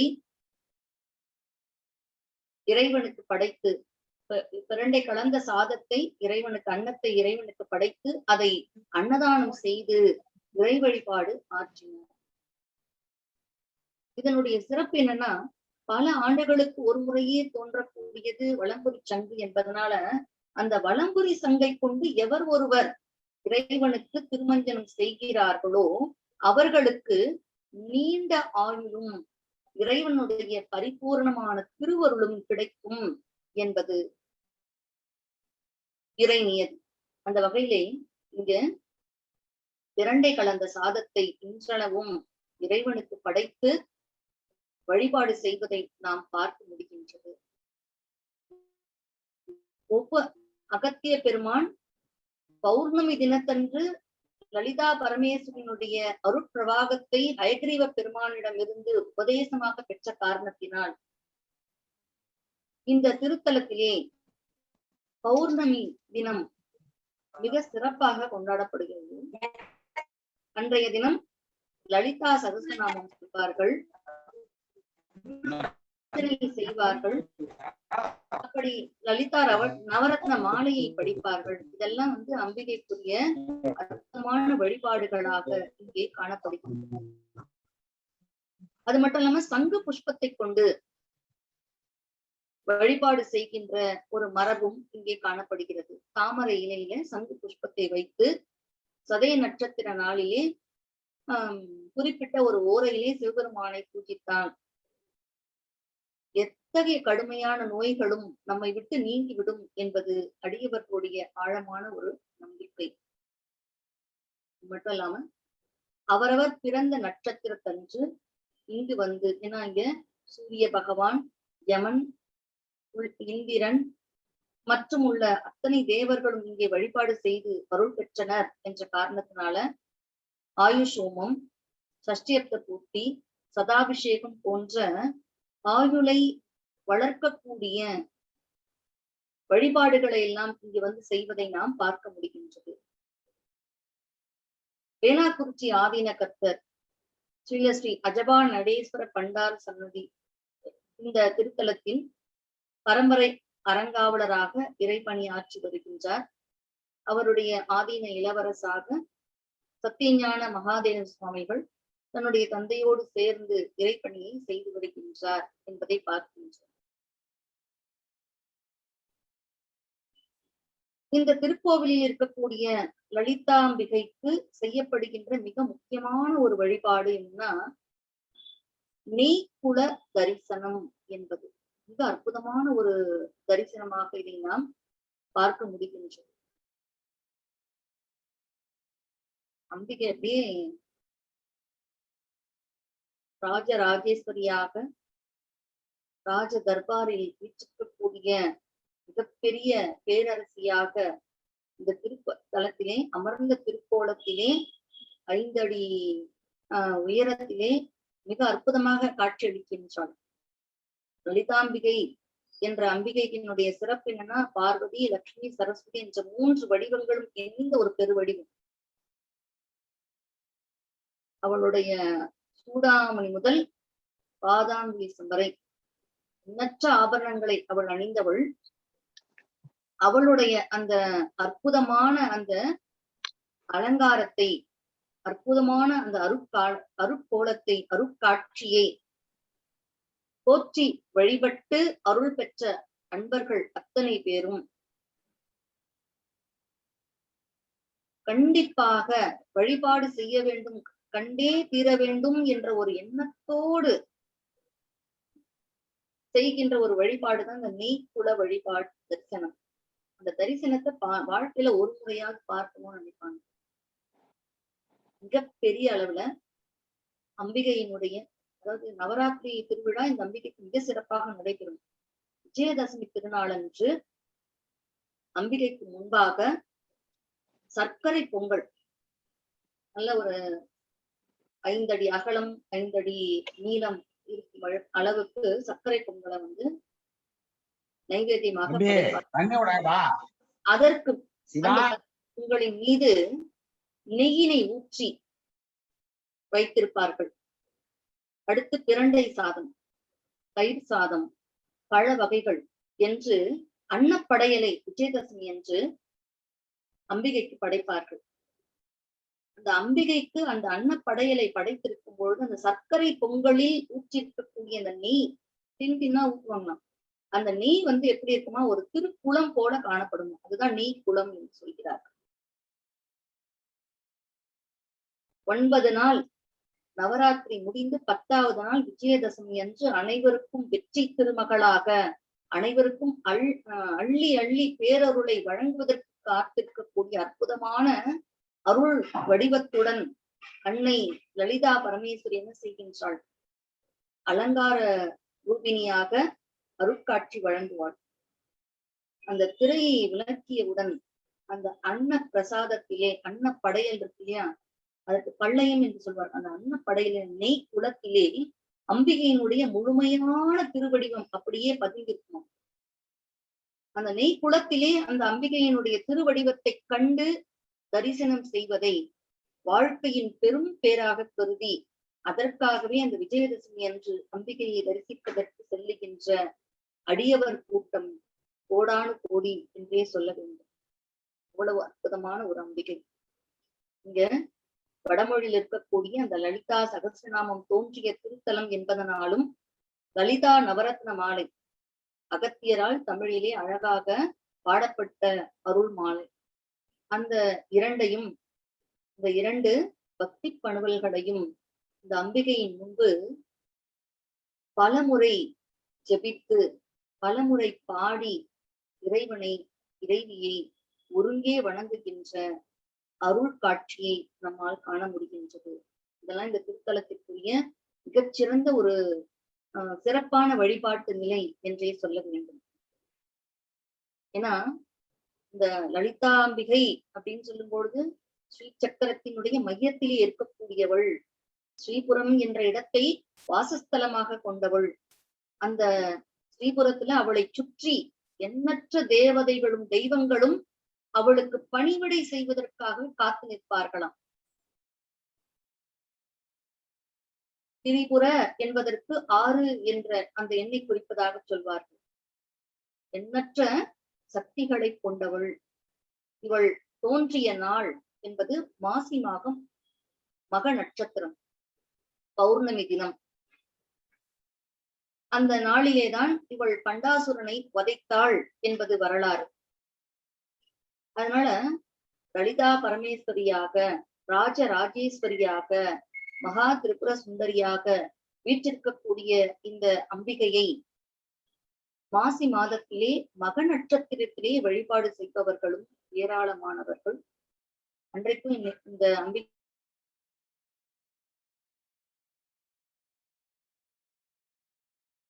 ஸ்ரீ சக்கரத்துல இருக்கக்கூடிய அம்பிகையை சுற்றி பரிவார தேவதைகளாக இருக்கக்கூடியவர்கள் 8 வாக்தேவதைகள்னு சொன்னோம் இல்லையா, வசினி, காமேஸ்வரி, மோதினி, விமலா, அருணா, ஜெயினி, சர்வேஸ்வரி, காளி, இந்த 8 தேவதைகள் இருப்பாங்களாம்.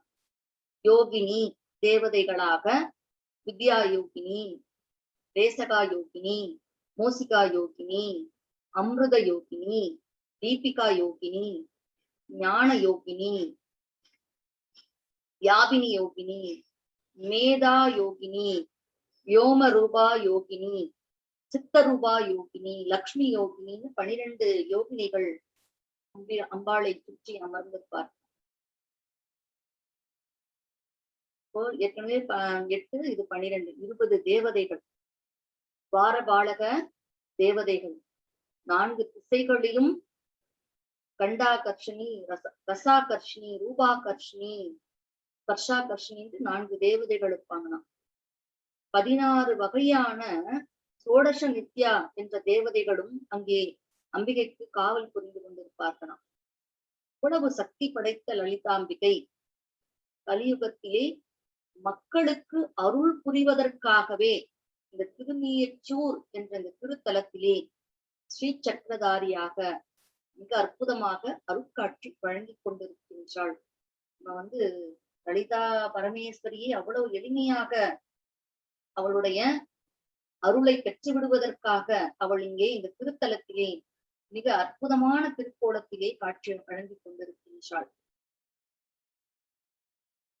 நவரத்னமயமான ஒரு சபையிலே கோடி சூரிய பிரகாசத்துடன் கூடிய அற்புதமான சிம்மாசனத்திலே பரமேஸ்வரருடன் அமர்ந்திருக்கக்கூடிய அந்த அம்பிகை, ஸ்ரீபுரத்திலே இருக்கக்கூடிய அம்பிகை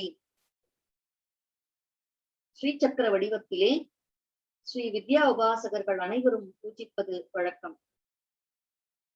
ஸ்ரீசக்கரம் பாத்தீங்கன்னா 9 சக்கரங்கள் இருக்கும். ஒவ்வொரு சக்கரத்துக்கும் ஒரு ஆவரணம் இருக்கும். இந்த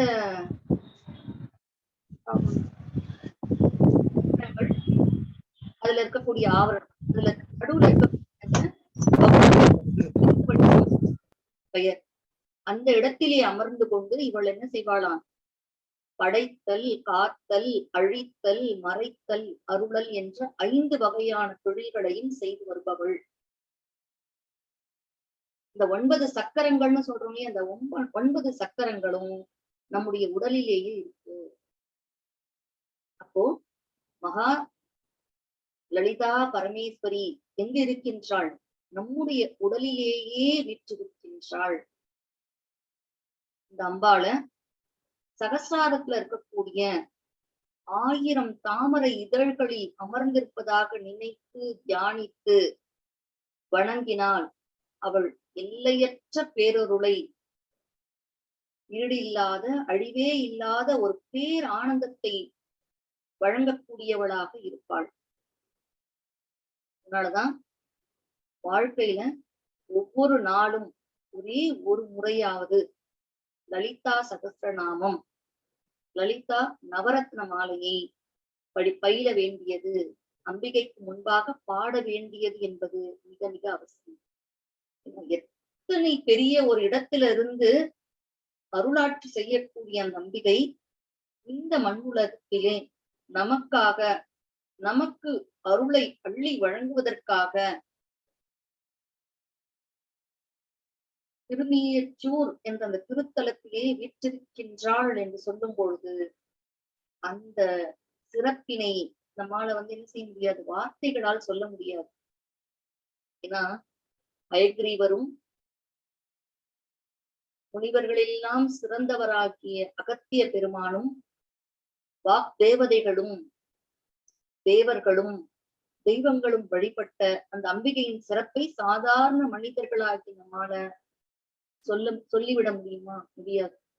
எத்தனை மணி நேரம் பேசினாலும் அவளுடைய அந்த அருட்சிறப்பை நம்மால் முழுமையாக சொல்லிவிட முடியாது. அவ்வளவு சிறப்பினை உடையவள் இந்த அம்பிகை.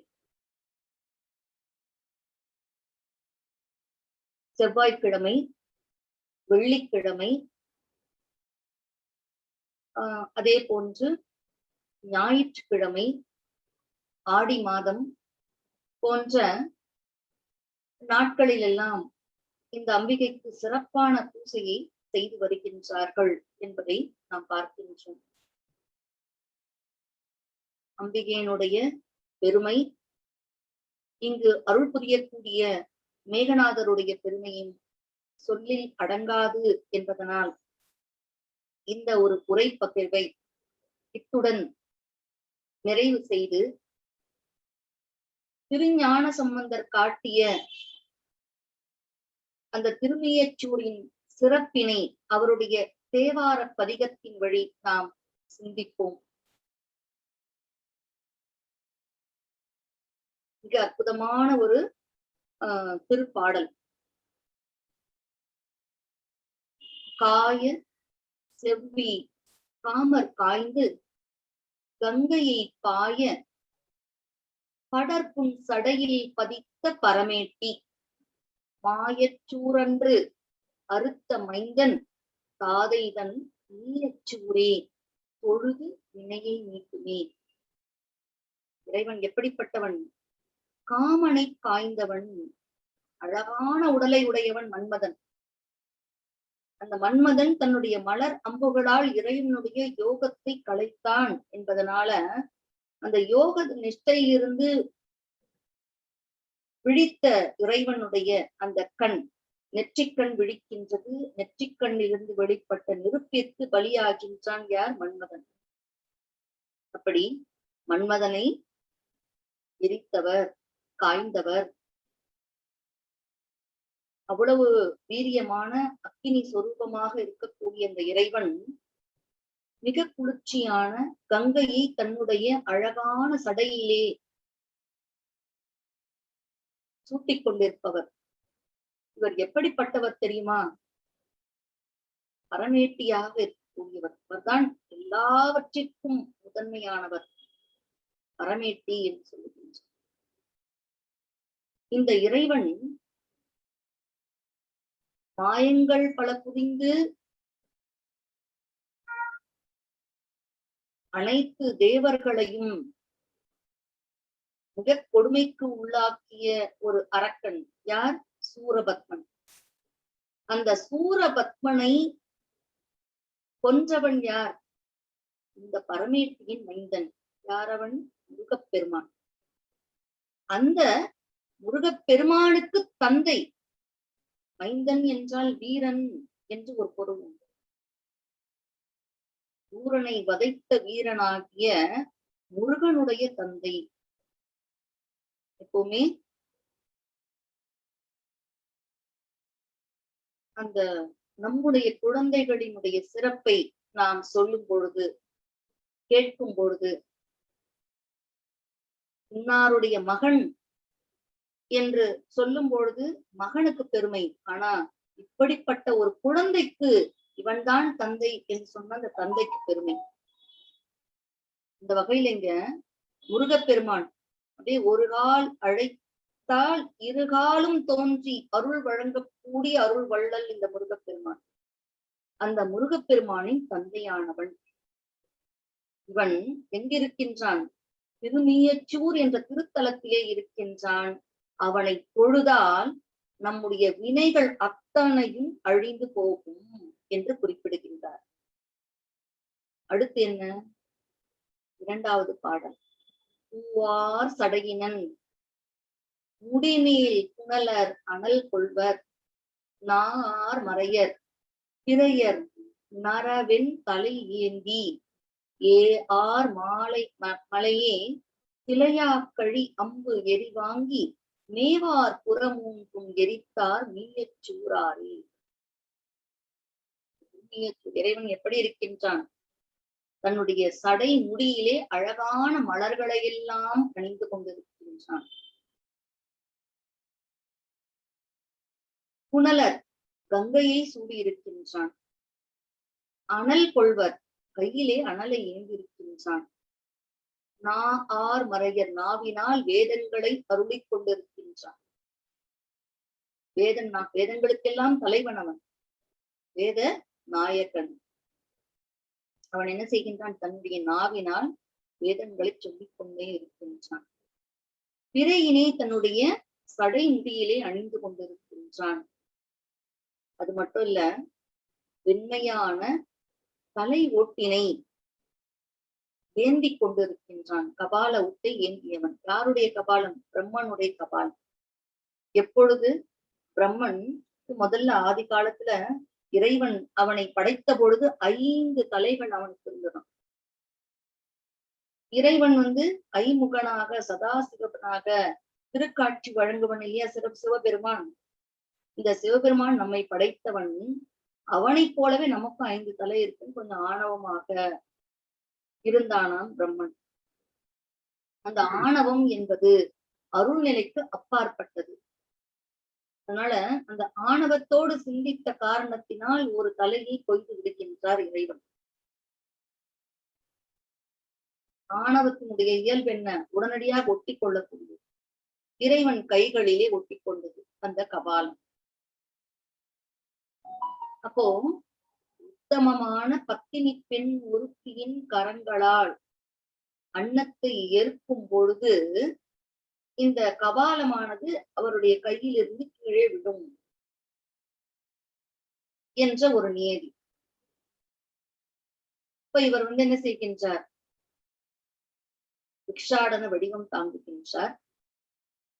அன்னபூரணி அன்னம் புதுகின்றாள். இவர் கையில் இருந்த அந்த கபாலம் கீழே நழுவி விழுகிறது. அந்த ஈர ஓடு விழுந்த இடம்தான் இன்றைக்கு ஈரோடு என்று சொல்லப்படுகின்ற நகரமாக காணப்படுகிறது. ஆக அந்த கபாலத்தை தன்னுடைய கரங்களில் ஏந்தியவர். அது மட்டும் இல்ல, ஏயார் மலையே சிலையா கழி அம்பு எரிவாங்கி மேவார் புறமூன்று எரித்தார். பெருமை பொருந்திய மலை எது? மேருமலை.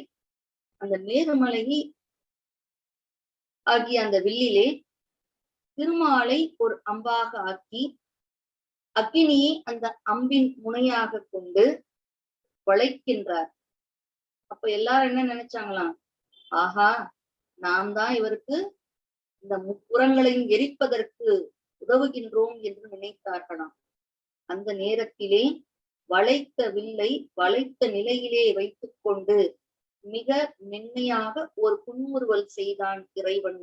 அந்த புன்முறுவலில் அவருடைய அந்த திரு வாயிலிருந்து அந்த நுனி பகுதியிலிருந்து தோன்றிய ஒரு சிறு தீப்பொறி ஒரு நிமிடத்திலே 3 உலகங்களையும் எரித்தது. இந்த முப்புறங்களையும் எரித்தவன் இறைவன் என்று அந்த இறைவனுடைய அருட்செயலையும் அவருடைய வீரச் செயலையும் எடுத்து எம்புகின்றார். முதல் பாடல்ல காமனை கடிந்த வீர வடிவத்தை சொல்லுகின்றார். இந்த பாடல்ல திரிபுரங்களை எரித்த இந்த வீரச் செயலை பற்றி பதிவிடுகின்றார். அதே நேரத்துல இறைவனுடைய அருளினால் விளைந்த விளைவுகளையும் எடுத்துரைக்கின்றார். அடுத்த பாடல்ல பொன்னேர் கொன்றை மாலை பொருளும் அகலத்தான் மின்னேர் சடைகள் உடையான் நீயச்சூரானை தன்னேர் பிறர் இல்லானை தலையால் வணங்குவார் அந்நேர் இமையோர் உலகம் எய்தற்கு அரிதன்றே. பொன்னேர் கொன்றை, அவர் அணிந்திருக்கக்கூடிய இறைவன் விரும்பிய மலர்களில் ஒன்று எது? கொன்றை மலர். இறைவனே பொன்மயமாக இருக்கக்கூடியவன். அவனுக்கு பொன் போன்ற நிறத்தில் இருக்கக்கூடிய அந்த கொன்றை மலரினால் மாலையை சூட்டுகின்றார்கள். அந்த மாலையை சூடிய மார்பினை உடையவன். மின்னேர் சடையன். மின்னல் எப்படி கீற்று, ஒரு சிறு கீற்று, ஆனா அதுல இருக்கக்கூடிய ஒளி வெள்ளம் எவ்வளவு ஆற்றல் உடையதுன்னு பாருங்க. அந்த மின்னல் போன்று ஒளி விடுகின்ற சடையை உடையவன். எங்கிருப்பவன்? நீயச்சூரான். நீயச்சூர் என்ற திருத்தலத்திலே இருப்பவன். தன் நேர் பிறர் இல்லான். தனக்கு இணையாக இன்னொருவர் இல்லாதவன். தனக்கு ஈடாக எவரும் இல்லாதவன். அவனை எப்படி வணங்க வேண்டும்? தலையால் வணங்க வேண்டும். அந்நேர் இமையோர் உலகம் எய்துதற்கு அரிதன்றே. அப்படி யாரெல்லாம் வணங்குகிறார்களோ அவர்களெல்லாம் அழகான சிறப்பான தேவர் உலகம் இருக்கு இல்லையா, அந்த தேவர் உலகத்தை மிக எளிதாக அடைந்து விடுவார்களாம்.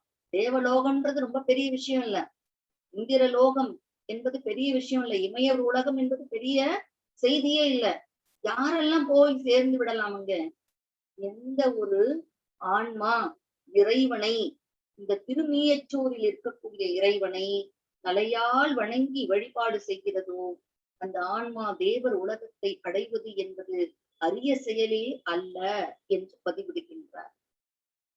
அடுத்து வேகமத நல் யானை வெறுவர் உரி போர்த்து பாகம் உமையோடு ஆக படிதம் பலபாட நாகம் அரைமேல் அசைத்து நனம் ஆடிய நம்பன் மேகம் உறிஞ்சும் பொழில் சூழ் மீயச்சூரானே. இந்த வேதங்கள் மதம் கொண்ட வேகம் மதம். மிகுதியான வேகத்தை உடையது, மதத்தை உடையது எது? ஒரு யானை. அந்த யானையை யார் உருவாக்குகிறார்கள்? தாருகாவனுக்கு முனிவர்கள் உருவாக்குகிறார்கள். அந்த யானையை உலகவர் அனைவரும் அஞ்சும்படியாக கொன்று அதனுடைய தோலை எடுத்து தன்னுடைய மேனியிலே போர்வையாக போர்த்து கொண்டவர் கஜ சம்ஹாரமூர்த்தி. இந்த இறைவன் பாகம் உமையோடு ஆக. எப்படிப்பட்டவன்? உமையொரு பாகனாக அர்த்தநாரீஸ்வரராக அருட்காட்சி வழங்குபவர். இவரை எப்படி பாட வேண்டும்? மனமாற பாட வேண்டும். இவன் என்ன எப்படி இருக்கின்றான்? நாகம் அரைமேல் அசைத்து, நாகப்பாம்பினை தன்னுடைய இடையிலே கச்சையாக கட்டி கொண்டிருக்கின்றான். அழகாக நடனம் புரிகின்றான். அவன் உயிர்களுக்கெல்லாம் நண்பனாக இருக்கக்கூடியவன். நாம் சென்று வணங்குவதற்கு உரியவன். அவன் மேகம் வந்து தோய்ந்து இருக்கக்கூடிய அளவிற்கு மிக அற்புதமான சோலைகள் சூழ்ந்திருக்கக்கூடிய திருநீயச்சூர் என்ற தலத்திலே இருக்கின்றான். அனைவரும் அஞ்சும்படியாக யானையை கொன்ற அந்த இறைவன் அருளே வடிவமாக அமர்ந்திருக்கின்ற இடம் எது? திருநீயச்சூர். இந்த கஜசம்ஹாரமூர்த்தி என்ற வீர வடிவத்தை போற்றுகின்றார். விடையார் கொடியார் சடைமேல் விளங்கும் பிறை வேடம் படையார் பூதம் சூழ பாடல் ஆடலார் விடையார் வரிவண்டு அணையும் பிணைசேர் கொன்றையார் விடையார் நடை ஒன்று உடையார் நீயச்சூராரே. நீயச்சூர் இறைவன் எப்படிப்பட்டவன்? விடைக்கொடியை உடையவன். இறைவனுடைய கொடி எது? ரிஷபக்கொடி, விடைக்கொடி, இடபக்கொடி. அந்த இறைவன் தலையின் மீது அந்த சடைமுடி, அந்த சடைமுடியின் மீது எது இருக்கிறது? பிறையை அணிந்திருக்கின்றான். படையார் பூதம் சூழ பாடல் ஆடலார். அவனுடைய படைகள் என்ன? பூத படைகள் இல்லையா? பூத கணங்கள் எல்லாம் சூழும்படியாக பாடியும் ஆடியும் மகிழ்ந்து கொண்டு இருப்பவன். பெடையார் வரிவண்டு அணையும் பிணைசேர் கொன்றையார். வண்டுகள் தன் பெடைகளோடு சேர்ந்து, பெண் வண்டுகள் ஆண் வண்டுகள் எல்லாம் பெண் வண்டுகளோடு சேர்ந்து சுற்றி ரீங்காரமிட்டு மகிழ்கின்ற அழகான கொன்றை மலர் மாலையை தன்னுடைய திருமேனியிலே அணிந்தவன். விடையார் நடை ஒன்று உடையார் நீயச்சூராரை. இப்படிப்பட்டவன் உடையார் நடை ஒன்றே, ஒரு காளை போன்று கம்பீரமாக நடக்கக்கூடிய நடையை உடையவன். நீயச்சூர் என்ற திருத்தலத்திலே இருக்கக்கூடிய இறைவன் என்று அவனை போற்றுகின்றார். அடுத்த பாடல்ல குளிரும் சடைகொள் முடிமேல் கோலம் ஆர் கொன்றை ஒளிரும் திரை ஒன்று உடையான் ஒருவன் கை கோடி நளிரும் மணிசூழ் மாலை நட்டம் நவில் நம்பன் மிளிரும் அரவன் உடையான் நீயச்சூரானே. நீயச்சூரில் இருக்கக்கூடிய இறைவன் எப்படிப்பட்டவன்? குளிரும் சடைகொள் முடிமேல் கோலமார் கொன்றை, இல்ல குளிர்ச்சி பொருந்திய சடை. காரணம் என்ன? அழகான கங்கை நதியை அதற்குள் பொதிந்து வைத்திருக்கின்றனால குளிர்ச்சியாக இருக்கு. அந்த முடியின் மீது மிக அழகாக பிறையை சூடியிருக்கின்றான். பிறையை மட்டும் இல்ல, அந்த சடைமுடி மீது அதை அழகு செய்வதாக நல்ல சடைமுடி, சிவந்த சடைமுடி, அதற்குள்ள நல்ல வெண்மையான அந்த கங்கை நதி, அதற்கு அணி செய்வது போன்று மிக அழகாக பொன்னிறத்திலே எது இருக்கு? கொன்றை மலர் மாலையை சூடியிருக்கின்றான். இதற்கிடையிலே பிறை ஒன்று காணப்படுகிறது. கை கோடி நளிரும் மணிசூழ் மாலை நட்டம் நவில் நம்பன்.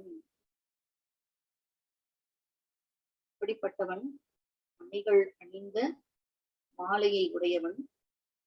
கைகளை எல்லாம் வளைத்து அழகாக நடனம் புரிவானான். அவன் திருமேனியிலே எது இருக்கின்றது? அரவம் உடையான். நாகத்தினை தன்னுடைய அணிகலன்களாக அணிந்தவன். மணிகள் அணிந்த மாலையோடு கைகளை வளைத்து வளைத்து மிக அழகாக நடனம் புரிபவன். ஆடல் வல்லான். அவன் இருக்கின்ற இடம் எது? திருமீயச்சூர் என்ற திருத்தலம் என்று பாடுகின்றார். அடுத்து நீல வடிவர் மிடறு நெடியர் நிகர் இல்லார் கோல வடிவு தமதாம் கொள்கை அறிவொன்னார் காலர் கள்ளர் கரியின் உரியர் மழுவாளர் மேலர் மதியர் விதியர் மீயச்சூராரே. திருமீயச்சூரில் இருக்கக்கூடிய இறைவன் நீலகண்டன் பார்க்கடலை கடைந்த பொழுது தோன்றிய அமுதத்தை பருகி நீலகண்டத்தை பெற்றவன். மிடறு நெடியர் எப்படிப்பட்டவன்? பெரிய பெருமைகளை உடையவன், மிக அழகான ஒரு தன்மையை உடைய, தனக்கு நிகழ் தானே என்று சொல்லக்கூடிய அற்புதமான நிகரற்ற இயல்பினை உடையவன். கோல வடிவு, அவனுடைய வடிவங்கள் எப்படிப்பட்டவை? அழகான வடிவங்கள். கொள்கை அறிவொன்னார், அவனுடைய வடிவத்தினுடைய சிறப்பு இதுதான். யாராவது உறுதியா சொல்லிட முடியுமா? யாரும் சொல்லவே முடியும். யாராலும் அவனுடைய தோற்ற சிறப்பை முழுமையாக சொல்லிவிட முடியாது. அவ்வளவு அற்புதமான சிறப்புகளை கொண்டவன். காலர்,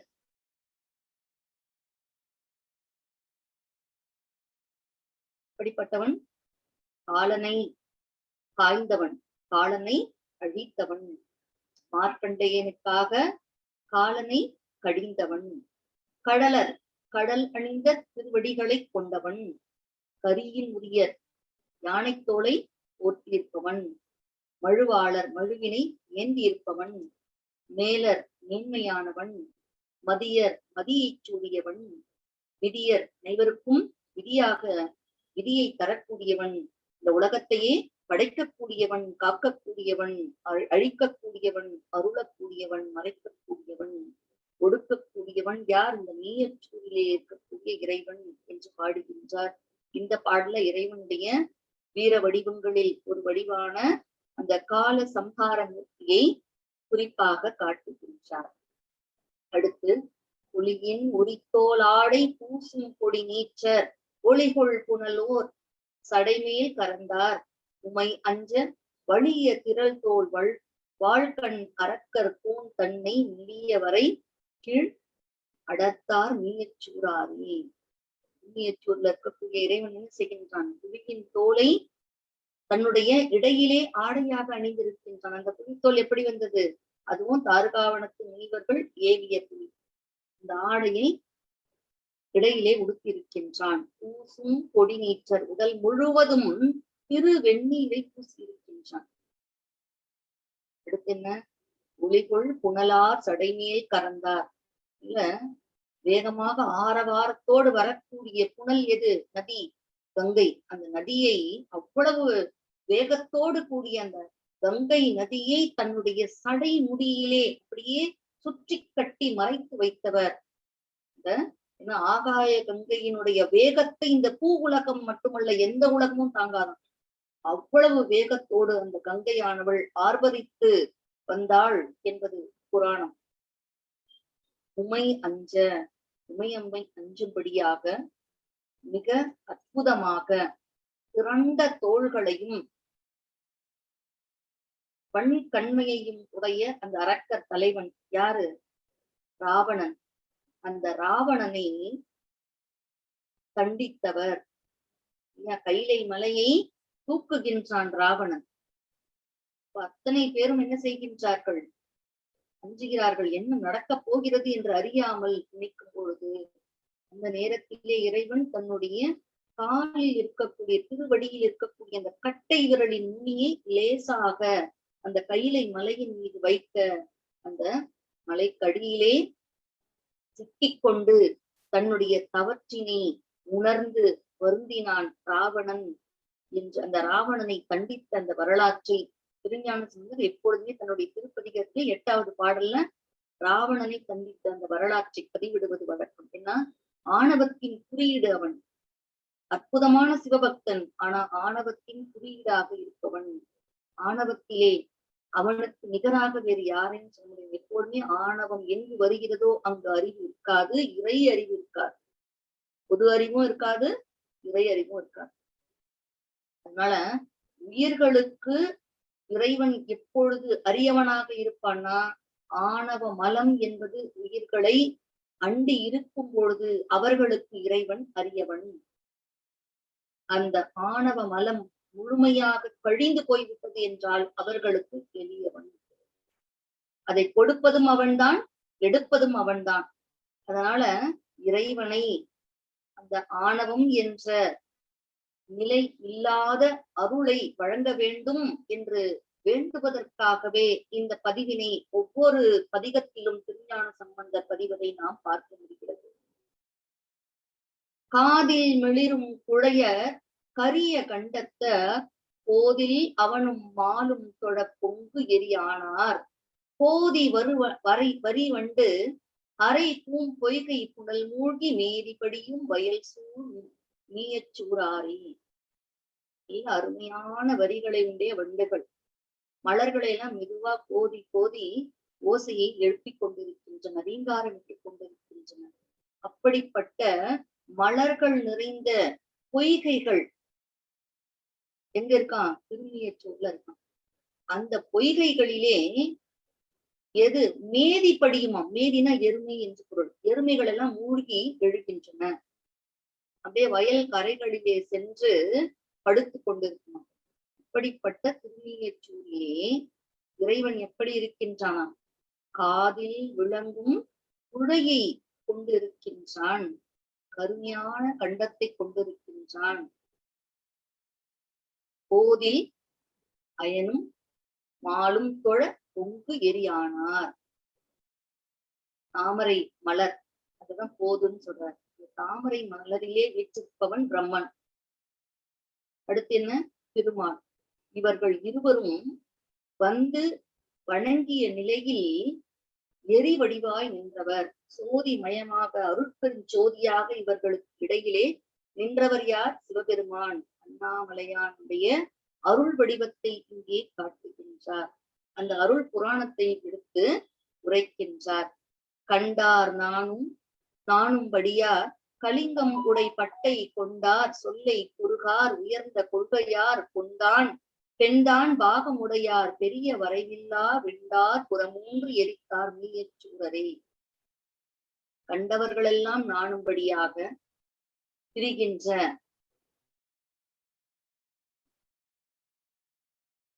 புறசமயவாதிகள், கலிங்கம் என்ற அந்த உடையை உடுத்த தேரர்கள், இவர்களெல்லாம் எதை சொல்ல மாட்டார்களாம்? சிவநெறியை கூறுகின்ற சொற்களை சொல்ல மாட்டார்கள்.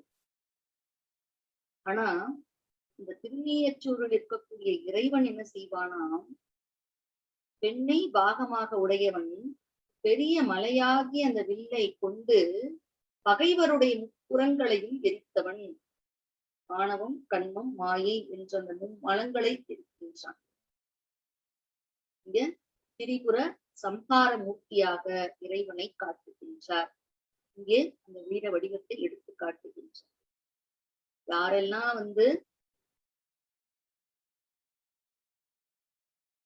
ஆடையின்றி திரிகிறார்களோ அல்லது பட்டாடையை உடுத்திக் கொண்டு பகட்டாக திரிகிறார்களோ, இந்த 2 பேருக்குமே என்ன இல்ல? இறைவனை அறிகின்ற அறிவு கிடையாது. ஆனா இறைவன் தன்னுடைய வடிவத்தை எப்படி காட்டுகின்றான்? பகைவரின் முப்புறங்களை எரித்தவன். அவனுக்கு இந்த சாதாரண அறிவியினர்களை மாற்றுவது எளிமையான செயலா? இல்ல, ரொம்ப எளிமையா அவன் மாற்றி விடுவான். அவன் நினைத்தால், ஒரு பொழுது நினைத்தால், ஒரு சிறிய ஒரு மணித்துளி, அந்த ஒரு சிறு பொழுது அவன் ஆட்கொள்ள வேண்டும் என்று நினைத்து விட்டாலே போதும், எத்தனை ஆணவமாக இருந்தாலும் அங்கே அழிந்து போகும், எரிந்து போகும் என்பதை பதிவிடுகின்றார். அடுத்த பாடல் பதிகத்தினுடைய பயனாக அமைகின்றது. வேடம் உடைய பெருமான் உரையும் மீயச்சூர் நாடும் புகழார் புகழி ஞான சம்பந்தன் பாடலாய தமிழ் ஈரைந்து மொழிந்து உங்கி ஆடும் அடியார் அகழ்வான் உலகம் அடைவாரே. எண்ணற்ற வடிவங்களை உடையவன் பெருமான், வேடம் உடைய பெருமான். அடியவர்களுக்கு அருள் புரிவதற்காகவே அவன் பல வடிவங்களை எடுத்தான். அந்த பல வடிவங்களுக்கு சொந்தக்காரனாகிய இந்த இறைவன் எந்த இடத்திலே வீற்றிருக்கின்றான்? திருநீயச்சூர் என்ற திருத்தலத்திலே காணப்படுகின்றான். அவனை விரும்பி புகழ வேண்டும், அவனுடைய பெருமையை பேச வேண்டும் என்று ஞான சம்பந்தன் அருளிய இந்த பாடல்கள், எத்தனை பாடல்கள்? 5 பாடல்கள், 10 பாடல்கள். அந்த பாடல்களை மனதார பாடி உள்கி அப்படியே நினைந்து நினைந்து பாட வேண்டும். மனதார பாடி ஆடுகின்ற அடியவர்கள் நிச்சயமாக அகன்ற வானுலகத்தை அடைந்து விடுவார்கள். இந்த வானுலகம் யாருடையது? இறைவனுடையது, பரம்பொருளாகிய சிவபெருமானுக்குரியது. அப்படின்னா என்ன? உயிர்கள் அவனுடைய திருவடியை சென்று சேர்ந்து விடும். இந்த திருநீயச்சூர் திருப்பதிகத்தை ஞான சம்பந்தர் அருளிய இந்த திருப்பதிகத்தை எவர் ஒருவர் மனதார நினைந்து நினைந்து அவனுடைய அருளை நினைந்து நினைந்து பாடுகிறார்களோ அவர்கள் விண்ணுலகை அடைந்து விடுவார்கள் என்று சொல்லுகின்றார். இந்த பதிகத்தினுடைய தனிச்சிறப்புன்னா இறைவனுடைய கருணையை முழுமையாக சொல்லுகின்ற ஒரு பதிகம். எப்படின்னு பாத்தீங்கன்னா, இறைவனுடைய கருணை, அருட்கருணை மறுக்கருணை என்று 2. ஒன்று என்ன? அருளை தந்து ஆட்கொள்ளுகின்ற இயல்பு. இன்னொன்று என்ன? தண்டித்து ஆட்கொள்ளுகின்ற இயல்பு.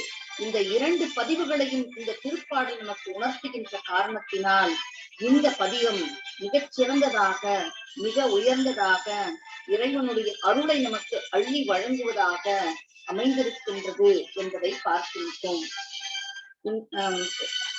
இத்தனை நேரம் இந்த வாய்ப்பினை வழங்கிய இறை அருளுக்கும் குரு அருளுக்கும் இதுகாரும் செவிமடித்த அனைத்து சான்றோர் பெருமக்களுக்கும் புகழினி பன்னாட்டு தமிழ் உயராய்வு மையம் மற்றும் லண்டன் தமிழ் கழகத்திற்கும் இந்த பொழிவிற்கு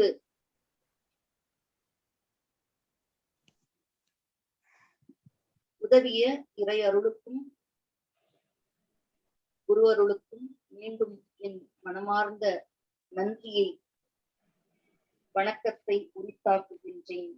ஓம் திருச்சிற்றம்பலம், திருச்சிற்றம்பலம், திருச்சிற்றம்பலம். திருச்சிற்றம்பலம். சத்குருநாதர் ஸ்ரீ வெங்கடராம சுவாமிகளின் திருவடிகள் போற்றி போற்றி. திருச்சிற்றம்பலம். மூலவர் மேகநாத சுவாமி, மேகரா அருணேஸ்வரர் அப்படின்னு சொல்லுவாங்க. உற்சவர் பஞ்சமூர்த்தி. இங்க அம்மன் பெயர் லலிதாம்பிகை, சௌந்தரநாயகி, மேகலாம்பிகை. தலவிருட்சம் மந்தாரை, வில்வம். தீர்த்தம் சூரிய தீர்த்தம். புராண பெயர் திருமியூச்சுரேதான். இன்றும் திருமியூச்சர் என்றே வழங்கப்படுகிறது. இங்க திருஞான சம்பந்தரும் திருநாவுக்கரசரும் பாடல் பெற்றிருக்கின்றன. இங்கு தலசிறப்பு என்று பார்க்கின்ற போது சிவன் சுயம்பு மூர்த்தியாக அருள் பாவிக்கின்றார். லலிதா ஸ்ரீ சக்கர பீடத்தில் ராஜ சிம்மாசனத்தில் அமர்ந்திருக்கின்றாள். அபய வரத ஹஸ்த முத்திரையுடன் வலது காலை மடித்து இடது காலை தொங்கவிட்டு அவள் அருளாட்சி செய்கின்றாள். வலது காலை மடித்த அம்பிகையை காண்பது அரிது. இவளுக்கு அதிக சக்தி உண்டு. சித்திரை 21 முதல் 27 நாட்களில் சூரியனின் ஒளிக்கதிர்கள் சூரியன் மீது சிவன் மீது படுவது ஒரு சிறப்பு. இது சோழர்களால் கட்டப்பட்ட கோயில் ஆகும். இங்க இந்த லலிதாம்பிகை ரொம்ப சிறப்பு வாய்ந்தது. பொதுவான தகவல்னு பார்த்தாக்கா, ராஜகோபுரம் 5 நிலை கொண்டது. இரண்டாவது கோபுரம் 3 நிலையோட காணப்படுகிறது. 2 பிரகாரங்கள் இங்கு உள்ளன. கோயில் நுழைந்ததும் வலது பக்கத்துல இந்த லலிதாம்பிகளுடைய சன்னதி காணப்படுகிறது. மகா மண்டபத்துல ரத விநாயகர், உள் பிரகாரத்துல நாகர், சேக்கிலார், சப்த மாதாக்களும் பூஜித்த லிங்கங்களும், அக்னி, யமன், இந்திரன் பூஜித்த லிங்கங்களும் காணப்படுகின்றன. இங்கு மேகநாத சுவாமிக்கு அவரவர் ஜென்ம பூஜை, ஆயுள் ஹோமம் 60, 80 என்று கொண்டாடுகின்றனர். இங்கு கல்யாண சுந்தரரை மணமாகாத பெண்கள் வழிபட்டு இறைவனுக்கு மாலை சாத்தி அர்ச்சனை செய்வது சீக்கிரம் கல்யாணம் ஆயிடுங்கிறது சொல்லப்படுகிறது. நோயால் பாதிக்கப்பட்டவர்கள் பிரண்டை சாதத்தை தாமரை இலையில வைத்து இந்த சாமிக்கு படைத்து சாப்பிடுவாங்களாம். இங்க சாமி க்கு வந்து தலப்பெருமை என்று பார்க்கின்ற போது, இந்த மேகநாதர் மூலவர் இருக்கார் இல்லையா? அவரு சுயம்பு, லலிதாம்பிகை வந்து நவரத்தின மாலையோட படிப்பவங்களுக்கு அம்மனினுடைய பரிபூரண அருள் கிடைக்குமாம். இந்த தலத்துல தான் கருடன், சூரியனுடைய தேரோட்டியான அருணன், வாலி, சுக்கிரன், யமன், சனீஸ்வரன் ஆகியோர் பிறந்திருக்காங்க. இங்க ஆயுஷ்ய ஹோமமும் வந்து மிருத்தி விஷய ஹோமமும் செய்வது சிறப்பாம்.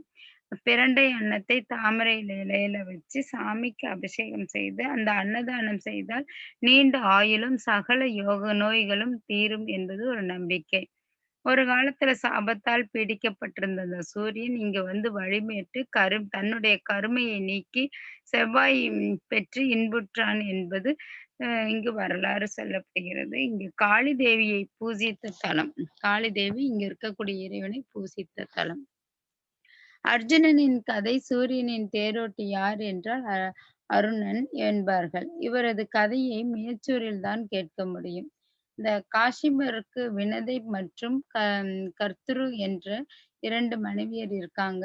குழந்தை வரம் வேண்டி சிவனை வழிபடுறாங்க. அவங்களுக்கு ஒரு மூட்டையை கொடுத்த சிவன் ஓராண்டு காலம் பாதுகாக்கும்படி சொல்ல வினதையிடம் இந்த மூட்டையிலிருந்து கருடன் பிறந்ததாம். இந்த முட்டை அது மகாவிஷ்ணுவினுடைய வாகனமாகும் தகுதியை பெறுகிறது. இந்த கன்று முட்டையிலிருந்து வந்த எதுவும் வராததால் அவசரப்பட்டு அவ அந்த முட்டையை உடைச்சு பார்க்க அதிலுள்ள இருந்த குறை உடலுடன் ஒரு குழந்தை பிறக்கிறது. அவள் மிகவும் வருத்தப்பட்டு சிவனிடம் மன்னிப்பு கேட்கிறான். சிவனும் அவளை மன்னித்து அந்த குழந்தை சூரியனினுடைய 7 சக்கர குதிரை கொண்ட தேர் ஓட்டும் சாரதியாகவும் சூரிய உதயத்தை அவனது பெயரால் அருணோதயம் என்றும் வழங்கி அருள் புரிந்தார். அருணன் சிவபக்தனாக திகழ்ந்தான். சிவ தரிசனம் வேண்டி தவம் இருந்தான். இதை அறிந்த சூரியன் உடலில் உள்ள குறைபாடுள்ள நீ எப்படி கைலாயம் செல்ல முடியும் என்று சூரியன் கேலி செய்யறான். இருந்தாலும் அவனுடைய விடாமுயற்சியால அந்த சிவனை வந்து குறித்து தவம் இருந்து சிவனுடைய தரிசனத்தையும் பெறுகின்றான்.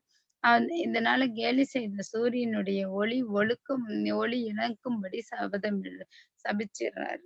பதறிப்போன சூரியன் பார்வதியும் பரமேஸ்வரனையும் யானையில் அமர வைத்து வழிபாடு செய்து மீண்டும் ஒளி பெறுகின்றான்.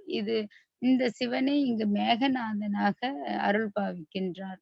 சுவாமியினுடைய கருவறை வந்து விமானம் யானையின் பின்பக்கமாக கஜபிருஷ்ட வடிவுல இருக்கிறது ஒரு சிறப்பு. இந்த விமானத்தின் மேல் 3 கலசங்கள் உள்ளன.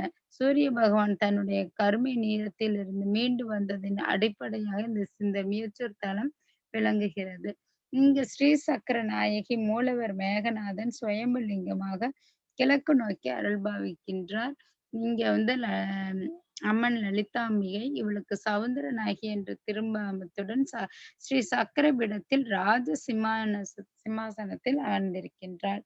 அபய வரத ஹஸ்த முத்திரையுடன் வலது காலை மடித்து இடது காலை தொங்கவிட்டு அருளாட்சி செய்கின்ற சிறப்பு பார்ப்பதற்கு அரிய காட்சியாகும். இங்கு அதிக சக்தி உண்டு என்றும் நம்பப்படுகிறது. இந்த கோயில்ல சன்னிதானத்திலிருந்து இறைவனுடைய திருநாமத்தை சகல புவனேஸ்வரர் இவர் வந்து மேகலாம்பலுடன் அருள் செய்கின்றார். கிளியுடன் துர்க்கையும் மதுரையில் மீனாட்சிக்கும் ஸ்ரீவில்லிபுத்தூர் ஆண்டாளுக்கு கிளியும் இவை கூட அலங்காரத்துக்காக செய்ய வைக்கப்படுவதுதான் சிலைகள். கிளி கிடையாது. ஆனால் துர்க்கை சிலையிலேயே கிளி அமைக்கப்பட்டிருப்பது இந்த கோயில் ஒரு சிறப்பு. சென்னை திரிசூலநாதர் கோயில் தேனி மாவட்டத்துல சின்னமன் மாணிக்க வாசகர் கோயில் ஆகியவற்றில் இந்த மேச்சூரில் உள்ள துர்க்கை கையில் கிளி இருப்பது ஒரு சிறப்பு. 8 கரங்களுடன் இவளை சுகபிரம்ம துர்காதேவி என்று அழைக்கின்றனர். சுகம் என்றால் கிளி. இவள் மகிஷாசுரன் மீது நின்றாலும் சாந்த ரூபியாக இங்கு திகழ்கின்றாள். இந்த கிளி பக்தர்களின் கோரிக்கையை துர்க்கை மூலமாக லலிதாம்பிகையிடம் நினைவுபடுத்தி கொண்டே இருக்குமாம். சொன்னதை சொல்லுமாம் கிளிப்பிள்ளை என்று சுலவடை கூட கூட இதிலிருந்து தான் பிறந்தது என்று கூறுகின்றனர். இன்றும் கூட தினமும் மாலை வேளையில் மட்டும் ஒரு கிளி துர்கா சன்னதியில் இருந்து லலிதாம்பா சன்னதிக்கு சென்று வருவதையும் நாம் கேள்விப்பட்டிருக்கோம். அது கேள்விப்பட்டேங்க. அது உண்மையான்னு நான் பார்க்க முடியல. லலிதா நவரத்தின மாலை லலிதாம்பிகையிடம் உபதேசம் பெற்றிருக்காங்க. இங்க ஹயகிரிவர் இவர் வந்து அகத்திய முனிவருக்கு லலிதா சகஸ்வர நாமத்தை பெருமையாக கூறினாராம். இதை கேட்ட அகத்தியர் லலிதா சகஸ்ரநாமத்தை எந்த தலத்தில் கூறினால் முழு பயன் கிடைக்கும் என்று கேட்க, இந்த ஹயகிரீஸ்வரர் பூலோகத்தில் அம்பாள் மனோன்மணியாக வீற்றிருக்கக்கூடிய இடமான என்று சொல்லக்கூடிய இடத்தில் நீங்க ஓதுனா பூரண பலன் கிடைக்கும் என்கின்றார்.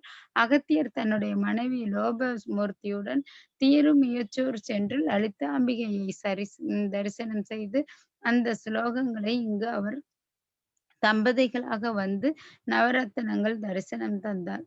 அப்போது அகத்தியர் இந்த லலிதா நவரத்தின மாலையை பாடலாக பாடுகின்றார். இங்க வந்து இது மட்டும் இல்லாம 2 லிங்கம் இங்க இருக்கிறது ஒரு சிறப்பு. இங்க சிவன் வந்து லிங்க வடிவில் சிவன் காட்சி தருகின்றார். ராஜகோபுரத்தின் நேரில் உள்ள சன்னதியில திருஞான சம்பந்தரும் வடக்கு பிரகாரத்துல உள்ள இளங்கோயில் சிவனை அப்பரும் பாடியிருக்கின்றாராம். அம்பாளுக்கு முக்கியத்துவம் தருகின்ற தலம் இந்த தேவார பாடல் பெற்றுள்ளது குறிப்பிடத்தக்கது. பிரண்டை சாத நைவேத்தியம் 100 ஆண்டுகளுக்கு ஒரு முறை கடலில் சங்கு தோன்றுவதால் அதற்கு ஆயுளை காக்கக்கூடிய தெய்வீக சக்தியும் உண்டு என்கின்றனர். இங்க சதய நட்சத்திரத்துல அததேவதையான யமனுக்கு இறைவனை நீண்ட ஆயுள் தர வேண்டுவதற்காக 1008 சங்குகளாக அபிஷேகம் செய்து இந்த யமலோகத்தில் தலவிருட்சம் சக்தி வாய்ந்துள்ள பிரண்டை என்னும் தாவரத்தை, அதாவது கொடி வகையை சார்ந்தது அந்த தாவரத்தை கலந்த அன்னத்தை மேகநாத சுவாமிக்கு நைவேத்தியமாக செய்கின்றனர். இது மட்டும் இல்லாம கொலுசு காணிக்கை குடுக்குறாங்க. இந்த லலிதாம்பிகைக்கு சகல ஆபரணங்களையும் அணிவித்து பட்டத்து அரசியாக அவள் ஜொலித்துக் கொண்டிருந்தாலும், காலில் கொலுசு அணியாமல் அலங்காரம் செய்து வந்தார்களாம். ஒரு முறை அம்பாளை பக்தி ஒருவன் கனவில் தோன்றி அம்பாளுக்கு கொலுசு மாட்டுவது போன்ற காட்சி வந்ததாம். அதன்படி பக்தி அம்பாளுக்கு கொலுசு செய்து அணிவித்தாராம். தற்போது பக்தர்களும் அந்த கொலுசு குழந்தை பாக்கியம் கிடைக்கும், திருமண தடை நீங்கும், கல்வியில் குழந்தைகள் சிறந்து விளங்க வேண்டும் என்று இந்த கொலுசை காணிக்கையாக கொடுக்கின்றனர். பிரகாரத்தில் இரு விமானங்களுடைய மத்தியில நின்று கொண்டிருக்கக்கூடிய பிரம்மா, லிங்கோத்பவர், விஷ்ணு ஆகிய மும்மூர்த்திகளும் சன்னதிகள்ல நம்ம தரிசிக்க முடியும். சண்டிகேஸ்வரர் 4 முகங்களுடன் இங்கு அருள்பாவிக்கின்றார். சேத்திர புராணேஸ்வரர் சிற்பம் மிகவும் அற்புதமாக இங்கு காணப்படுகிறது. இங்க வந்து அம்மனின் முகத்தை வலதுபுறத்திலிருந்து பார்த்தா கோபமா இருக்கும், இடதுபுறத்திலிருந்து பார்த்தா சாந்தமாக இருப்பது போலவும் தெரிகிறது, ஒரு சிறப்பு. அடுத்தது பார்த்தீங்கன்னா, தல வரலாறு. பாண்டாசுரன் என்ற அரக்கன் தேவர்களுக்கும், முனிவர்களுக்கும் தொல்லை கொடுக்குறாங்க. அத தங்களை காக்க வேண்டி பராசக்தியை வேண்டுகிறார்கள். வேண்டுதலை ஏற்ற அந்த பராசக்தி அர்சுரன் வதம் செய்வதற்காக ஒரு வேள்வி குண்டத்திலிருந்து ஸ்ரீசக்கர ரதத்தில் லலிதாம்பிகை என்ற திருநாமத்துடன் தோன்றுகின்றாள். அசுரனுடன் போர் செய்து அவனை அழிக்கின்றாள். உக்கிரமாக இருந்த அவளை சமாதானம் செய்யும் பொறுப்பு சிவனிடம் வருகிறது. உலக உயிர்களை நன்மை காக்க அவள் கோபத்தை தணியும்படியும் இதற்காக மனோன்மணி என்ற திருநாமத்துடன் ஸ்ரீபுர வாசினியாக பூலோகம் சென்று தவம் செய்யுமாறும் சிவன் பணிக்கின்றார். அம்பிகையும் இத்தலம் வந்து தவம் செய்கின்றாள், சாந்தமாகின்றாள். தனது முகத்தில் இருந்த வசின்யாதி தேவதைகள் என்பவர்களை வரவழைத்து தன்னை 1000 திருநாமங்களால் வர்ணிக்கும்படி கட்டளையிட்டாளாமாம். இதுதான் ஸ்ரீ மாத்ரே என்று துவங்குகின்ற இந்த லலிதா சமஸ்கிருத நாமம் என்றும் வழங்கப்படுகிறது. இந்த வகையில அம்மா அவர்கள் மிகவும் அழகாக, அற்புதமாக அந்த நம்ம இந்த திருத்தலத்தை நானே பேசுறேன்னு கேட்டு வாங்கினாங்க. இவ்வளவு அழகாக அதை எடுத்து நல்லா ரசிச்சு, தானே அதுல ஈடுபட்டு சொன்ன மாதிரி நல்லா அழகா அருமையாக சொன்னாங்க. அந்த பாட்டுக்கும் பொருளுரை சொல்லி நம்மள இது பண்ணாங்க. அதனால அம்மையாருக்கு நன்றியை சொல்லுவோம். 2 ஒரு இந்த அடுத்தது நாளைக்கு நீங்களே பேசிடுறீங்களாம்மா? இந்த மேச்சூர் மகாலம் அது என்ன அம்மா? சொல்லுங்கம்மா. இளங்கோயில் நாளைக்கு இளங்கோயில் இளங்கோயில் வந்து ராஜமாணிக்கம் ஐயா. நீங்க பேசுறீங்களா? இல்ல அம்மையாரே பேச சொல்லிட்டாங்கயா? உங்களுக்கு தான் ஆனா குடுத்துருக்கேன் ராஜமாணிக்கம் ஐயாவுக்கு. ஏன்னா, அவர் இன்னும் கொஞ்சம் விட்டது எல்லாம் தொட்டு எல்லாத்தையும் சொல்லிடுவாரு அப்படிங்கிறதுல, ஐயா எடுக்கல. ரொம்ப அருமையா சொன்னீங்க. ஐயாவுடைய விருப்பத்தை கேளுங்கம்மா. சொல்லுங்க. அப்புறமா சொல்லுங்க. அதுதான் அவங்க ஐயா ராஜமாணிக்கம் ஐயா. வரார். இல்லம்மா, நாளைக்கு எனக்கு வேற பணி இருக்குமா. நீங்க வேற அம்மாவே பேச சொல்லுங்க. அம்மாவே சொல்லிடலாமா? சரி. நாளைக்கு என்ன பணி ஐயா உங்களுக்கு? எனக்கு ஏன்னா வந்து நீங்க 2 தடவை சொன்னீங்க. பேசலன்னீங்க, அப்புறம் பேசுறேன்னீங்க. அதான் அதனாலதான் இப்ப நான் தெளிவுபடுத்திக்கிறேன். ஏன்னா அதான் ஐயாக்கு நேற்று தான் உரையாற்றியாச்சுல்ல. நேற்று சரி. அம்மையாரே நாளைக்கும் திரும்பி இந்த கோயில பத்தியே இளங்கோயில் திருமியச்சூர் இளங்கோயில் பக்கத்திலேயே இருக்கு. அத பத்தி நீங்க நாளைக்கு மீண்டும் தொடரலாம். தொடரலாமா அம்மா? கடவுள் அருளால சொல்லுங்க. ஏன்னா அந்த லலிதாம்பிகை அந்த கோயிலுக்குள்ள போனவே ஒரு சக்தி வந்த மாதிரி எனக்கு இருந்துச்சு. அப்படியே உடம்பெல்லாம் சிலிர்த்தது பார்த்துக்கோங்க. அருமையான ஒரு கோயில் அது. அந்த நம்ம அத நினைக்கிறதுக்கே நம்ம கோடோடி புண்ணியம் செஞ்சிருக்கணும். அது நம்ம பெண்களை பேசுவது ஒரு சிறப்பு. அதுல வந்து இது ஐயா 2 தடவ தயங்கி தான் அந்த கோயிலுக்கு ஒத்துக்கிட்டாரு. அதான் இப்போ ஒரு தடவ எனக்கு அது ஒரு சந்தேகம் வந்துச்சு. அதனாலதான் கேட்டேன். நல்லா அருமையா சொன்னீங்க. அந்த பாடல்களுக்கும் அருமையாக விளக்கம் சொன்னீங்க. மிக்க நன்றி. இத்துடன் இந்த நிகழ்வு இறைவணக்கத்தோடு நிறைவு பெற இருக்கிறது. ரிஜா இருக்கியா? பாடுறீங்கம்மா. சரிங்கம்மா பாடுங்க. திருச்சிற்றம்பலம். இறைவணக்கம். தேவாரம். பூங்கலல் தொழதோம் பரவியும் புண்ணியா புனிதா உன் பொற்கழல் ஈங்கிருக்க பெற்றேன் என்ன குறையுடையேன் ஓங்கு தெங்கில யாக முகில வாலை மாவோடு மாதுளம்பல தீங்கனி சிதறும் திருவாரூரம்மானே தீங்கனி சிதறும் திருவாரூரம்மானே. இப்பொழுது வாழ்த்து. வான்முகில் வளாது பெய்க மலிவலம் சுரக்க மன்னன் கோன்முறையரசு செய்க குறைவிலாதுயிர்கள் வாழ்க நான்மறையரங்களோங்க நற்றவம் வேள்வி மல்க மேன்மைக்கோள் செய்வ நீதி விளங்குக உலகம் எல்லாம் மேன்மைக்கோள் செய்வ நீதி விளங்குக உலகம் எல்லாம் மேன்மைக்கோள் செய்வ நீதி விளங்குக உலகம் எல்லாம். திருச்சிற்றம்பலம். சிதம்பரம் நன்றி அம்மா. அந்த குழந்தைக்கு அழகாக பண்ண அந்த குழந்தைக்கும் அவர்களுடைய பெற்றோருக்கும் அவருடைய குருவுக்கும் அவருடைய ஆசிரியருக்கும் நன்றியை உரித்தாக்குவோம். இப்பொழுது நம்மளுக்கு பேசிய அம்மையாருக்கும் அந்த குழந்தைக்கும் அறிமுகம் செய்து வைத்த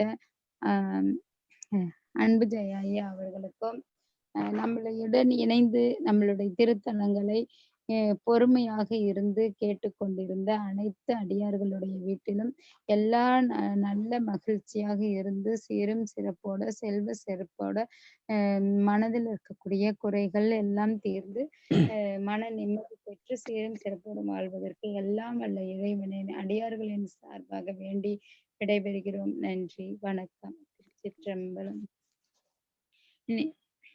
ஐயா ரெக்கார்டிங்